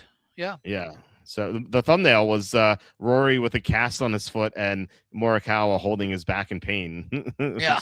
That was our thumbnail for Tuesday. Well, that was the trouble about betting Morikawa for the tournament, because he might not make it through 4 rounds. Yeah, the back injury. Yeah, it's as someone with chronic back pain. I just, I Yeah, you know, can I see know. him. I think last week he was in pain. Yeah, yeah. All right. So yeah. Anyway, real quick, do you have any outrights for the PGA Championship? I have three. I have Xander Schauffele, who's -2. Nice. I have Cameron Young, who's +1, I have Young as well. and I have Russell Henley, who I believe is +2. I have Henley as well. I bet Scheffler, and then I bet all those guys to win without Scheffler to set up potential Oh, double win. okay. Yeah. Yeah, double win potentially. So, Oh, what? yeah. Oh, wait. In other words, you have the three that I mentioned without I, Scheffler, sorry, I don't have Schauffele, but I do have Young without Scheffler. right? I have Henley without Scheffler. I also have Fitzpatrick without Scheffler. He's even. I have Oberg without Scheffler, and then a couple of others. Now, And then the way that works is if Scheffler wins and one of those guys comes in second, you're a winner. double winner. Yeah. Double. Oh, because you already have a bet on Scheffler. Yeah. Yeah. Yeah. But I mean, Right. if like Oberg comes in second, and then one of your guys comes in third, that's a loser. Yeah, as long as Scheffler is in first. Yeah, if Yeah, Scheffler's in saying, yeah, first if and Scheffler Oberg's in wins, yeah. second, Yeah. yeah, then it's a double win. Yeah. Yeah. hmm Yeah. Yeah. Yeah, So so it's basically you have the highest finisher other than Scheffler, as long as yes. it's one of those guys. Yeah, I like setting up the double win. Yeah. It's it's pretty good. Well, the good Um, news is you got a good early start from Scheffler, who has not been, although -3 is not a great early start, other than the fact that the tournament just happens to be tied for the tournament lead. yeah, I Those mean, wins were brutal for the afternoon golfers. oh yeah, and it's yeah, it was if -3. If I would have taken it. If you told me yesterday he'd be 3 under because he's had some very sketchy round ones. Yeah, but So what would you have expected if you did think of anything? What did you expect the lowest first round would be? Now, keep in mind it is a par 70. yeah, I thought -5, someone. -6. No, I thought 4 under, just because the greens are so difficult. Yeah. Do you see that one shot, the Shambo shot? He Yeah, was, it rolled all the way down. Was yeah, it down the hill? I know it ran yeah, all the way like 70. It went like 70 feet past the I pin. know. He's had some really He's bad not luck. played well the last Yeah, in the Masters and this one, but yeah, no, I was surprised that the leading score was as low. Was as low -3 that it was. I would mhm. have figured somebody would have gotten out of there. Now, especially because what is it? Is it the 18th hole? Is that or is that or is it the 9th hole? That's 609 yards. Maybe the ninth hole. Yeah, let me see if I can The call that up here. 18th hole I think is 480. I don't know what the ninth hole is. Hold on a second. I'm going to find out now because there was something very curious about the. Yeah, here it is. The course info. You had a. It is 17. Yeah, there's only two par fives. Yeah. Okay. Yeah, here it is. There is a hole number 9 is a 605-yard par 5. Yeah. And there is another one. 16, Okay, I here it believe, is. is par Yeah, 5. 15 and 16. Yeah. 15 is a 546-yard par 4. Right. Yeah. 16 is a 555-yard par 5. So it's 11 yards difference, or what is it? 9 yards difference. And one's a par 4 and one's a par 5. And neither of those are the longest hole on the course because that's a 609-yard par 5 to end the first 9. Is that par 5 just a dog leg? It's just a crazy. I don't recall because I wasn't paying attention to these specific numbers at the time, but I have to believe that the 609-yard one. No, I'm sorry. That the 555's got to be a dog leg. 555 has to be a dog leg where you can cut it a little bit. Yeah. That's a par 4. Yeah. Yeah, that makes sense. So what I saw, and it was towards the end, so they didn't have very many groups left because they split them up. Some started on hole 1, some started on hole 10. Yeah. And if I recall correctly, and this was very late in the telecast, very late in the round, that the score for the field in holes 1 through 9 was like 120 over par. Mm-hmm. And the score for holes 10 through 18 was like 223 over par. Yeah, yeah. Michael Kim was he tweeted about that. He said 1 to 9 is a lot easier than 10 to 18. It's about twice as easy Yeah, because yeah, 120 versus 225 is almost 2 to 1. yeah. It's pretty crazy. And Um, and it's interesting. Well, of course, I guess those two long par five, or the 546 par four and the 555 par five are both on the more difficult nine. Yet on the easier nine, holes 1 through 9, you got the 605-yard par five. hmm Yeah, I know. It's so weird. But there are a couple of these holes. Let me see what the shortest par four is that they could drive. I don't know if they could drive the 402-yard par four. Let me see if there's anything. There's a 385-yard par four, hole 13, and that's it. Yeah, here's 7,400-yard course. Yeah, I put it on the screen here. So 16 is the long is the 600-yarder, but it's a straight. No, it's six, just 16. So hole number 9 is the 605. Oh, hole number 9. Okay. Where's that? Yeah, it's straight. It's just straight. Which one is that? Have you got a cursor you could put over it? Right here. It's I don't know if you can see my mouse. Let's see if I can. I can't make it any wider. You can enlarge it with the. Where's your mouse? Right here. Oh yeah. Oh, there we go. Where? So this number 9. I'm circling okay. it. Yeah, it's straight. And then you said okay. So the one that is that the one that bends to the right when you get to the green up near the top? A little bit. Yeah, right. Well, put yourself by that sand trap. Yeah, right here? That's the sand trap. And then where's the green? Right there. Oh, okay. Okay, that's a par 3 there. I'm looking at above that is a par 3. Okay. Yeah. Yeah, okay. That's still a long hole. Yeah.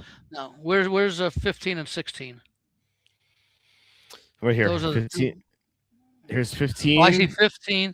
That's straight. Yeah, 15 straight. 16 and 16. Straight. Yeah, there's not a lot of dog. No, they're just long. Yeah. That was long. Mm-hmm. Yes, like that's interesting. On that 605-yard, you need 3 shots of 200 yards each. Yeah. Now for the pros, I don't know. I wonder if they said how many people were able to get to the 605-yard green in 2. Because if you're driving 312, you still need almost a 300-yard second shot. Yeah, I think Bhatia hit a 380 today or something like that. He hit the ball really far. He played well. He struggled at the end his last couple of holes, but he played really, really well. Yeah, he was looking really good. He's a great putter. So I thought he'd do okay here. Yeah, I'm still surprised he takes that putter that's as big as he is. He's so like tall and lanky. He looks so awkward.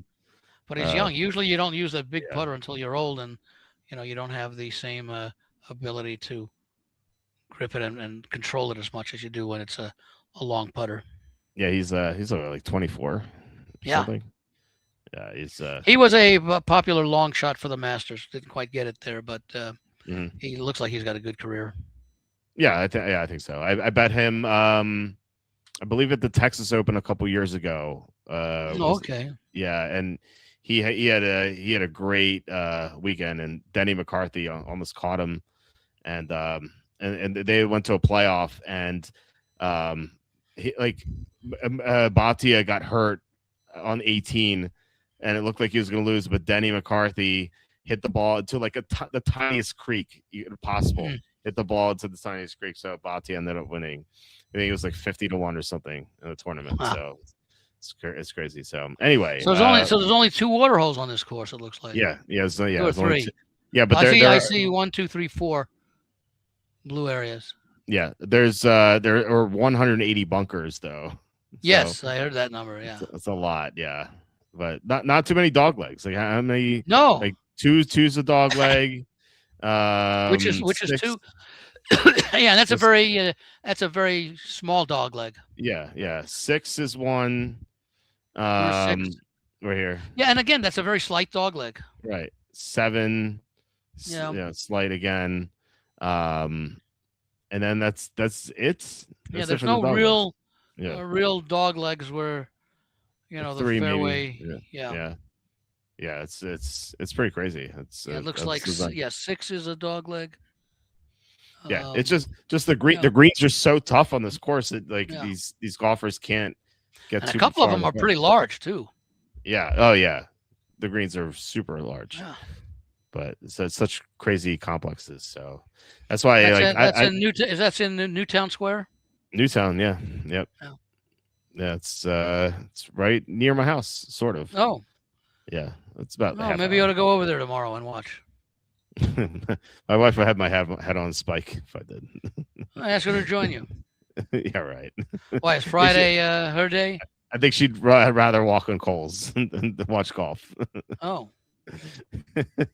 She'd yeah, I mean, well, first of all, she works till 2 tomorrow, so go watch from what time is that tee off time? 6:45 Eastern. Well, she works in the morning till 2. Oh, she works 10. Oh, so you go while she's working. Oh yeah. Well, you're sleeping though. Yeah, I'll be sleeping, right? Like the golfers are like 6 holes. You'll be sleeping like DeChambeau was today. Yeah. Well, not just today. Throughout the whole, all the live guys sucked, right? Except for Ron was not bad. Well, yeah, he got helped with that eagle. Yeah. Yeah. And Neiman was okay, but yeah. Well, the thing that's interesting, if I remember, the live golfers play 54-hole tournaments, right? I think that changed. This year or last. Maybe year, it has because I know that recently. Because you would think if you play 54 and now you're going to 72, the stamina wouldn't kick in until that 4th round. Yeah, but they're also playing it like goofy golf open. Like these courses they're playing on is not challenging, and they can't prepare you for these tough courses. So I can't touch any live guy. I just can't do it. No. Yeah. Yeah, they have to wait till they come back too. Like Patrick Reed can't be on tour until September. Yeah. So it's although he fared well at the Masters. Yeah, at least he usually does. That's been a course that he's done very well. I've been on him a few times. I think I was on him again this year. Yeah, first 3 days he looked great, and then he kind of faded. But yeah, which might play into the 3-day tournaments. Yeah. So anyway, all right. I guess that's about it. 3 hours on the dot. Very good. That's right. Do you want to shout out thelogicalapproach.com? Nothing there yet to talk about. I'll be putting some information about the contest and also about the my newsletters and everything in the next couple of weeks or so. Okay, sounds Sample good. copies from last year and all that, and let people have an idea. Okay. I think I still have. I think I've updated all the final NFL power ratings and everything in my spreadsheet from last year. Okay. I'm going to check that. Like I say, my football season begins tonight. I know. Yeah. I mean, I've been doing a lot, in the past, but I mean, as far as devoting several hours every day to it, tonight's, tomorrow, I guess, really is when I start putting a lot of stuff together. Yeah, same with me. So it's always a fun time. But yeah, guys, thanks so much for watching and commenting. Really appreciate it. We'll be back tomorrow with Tom. Confirmed. Tom will be on tomorrow unless something comes up. But we will talk more about the schedule. I'm sure Tom will have some feedback on the week 1 lines. Maybe he really likes to play. We'll see. But please hit like, subscribe, comment below, share this video. Visit walterfootball.com for tons of content, tons of all free content, new stuff every single day. And I will talk to you guys tomorrow.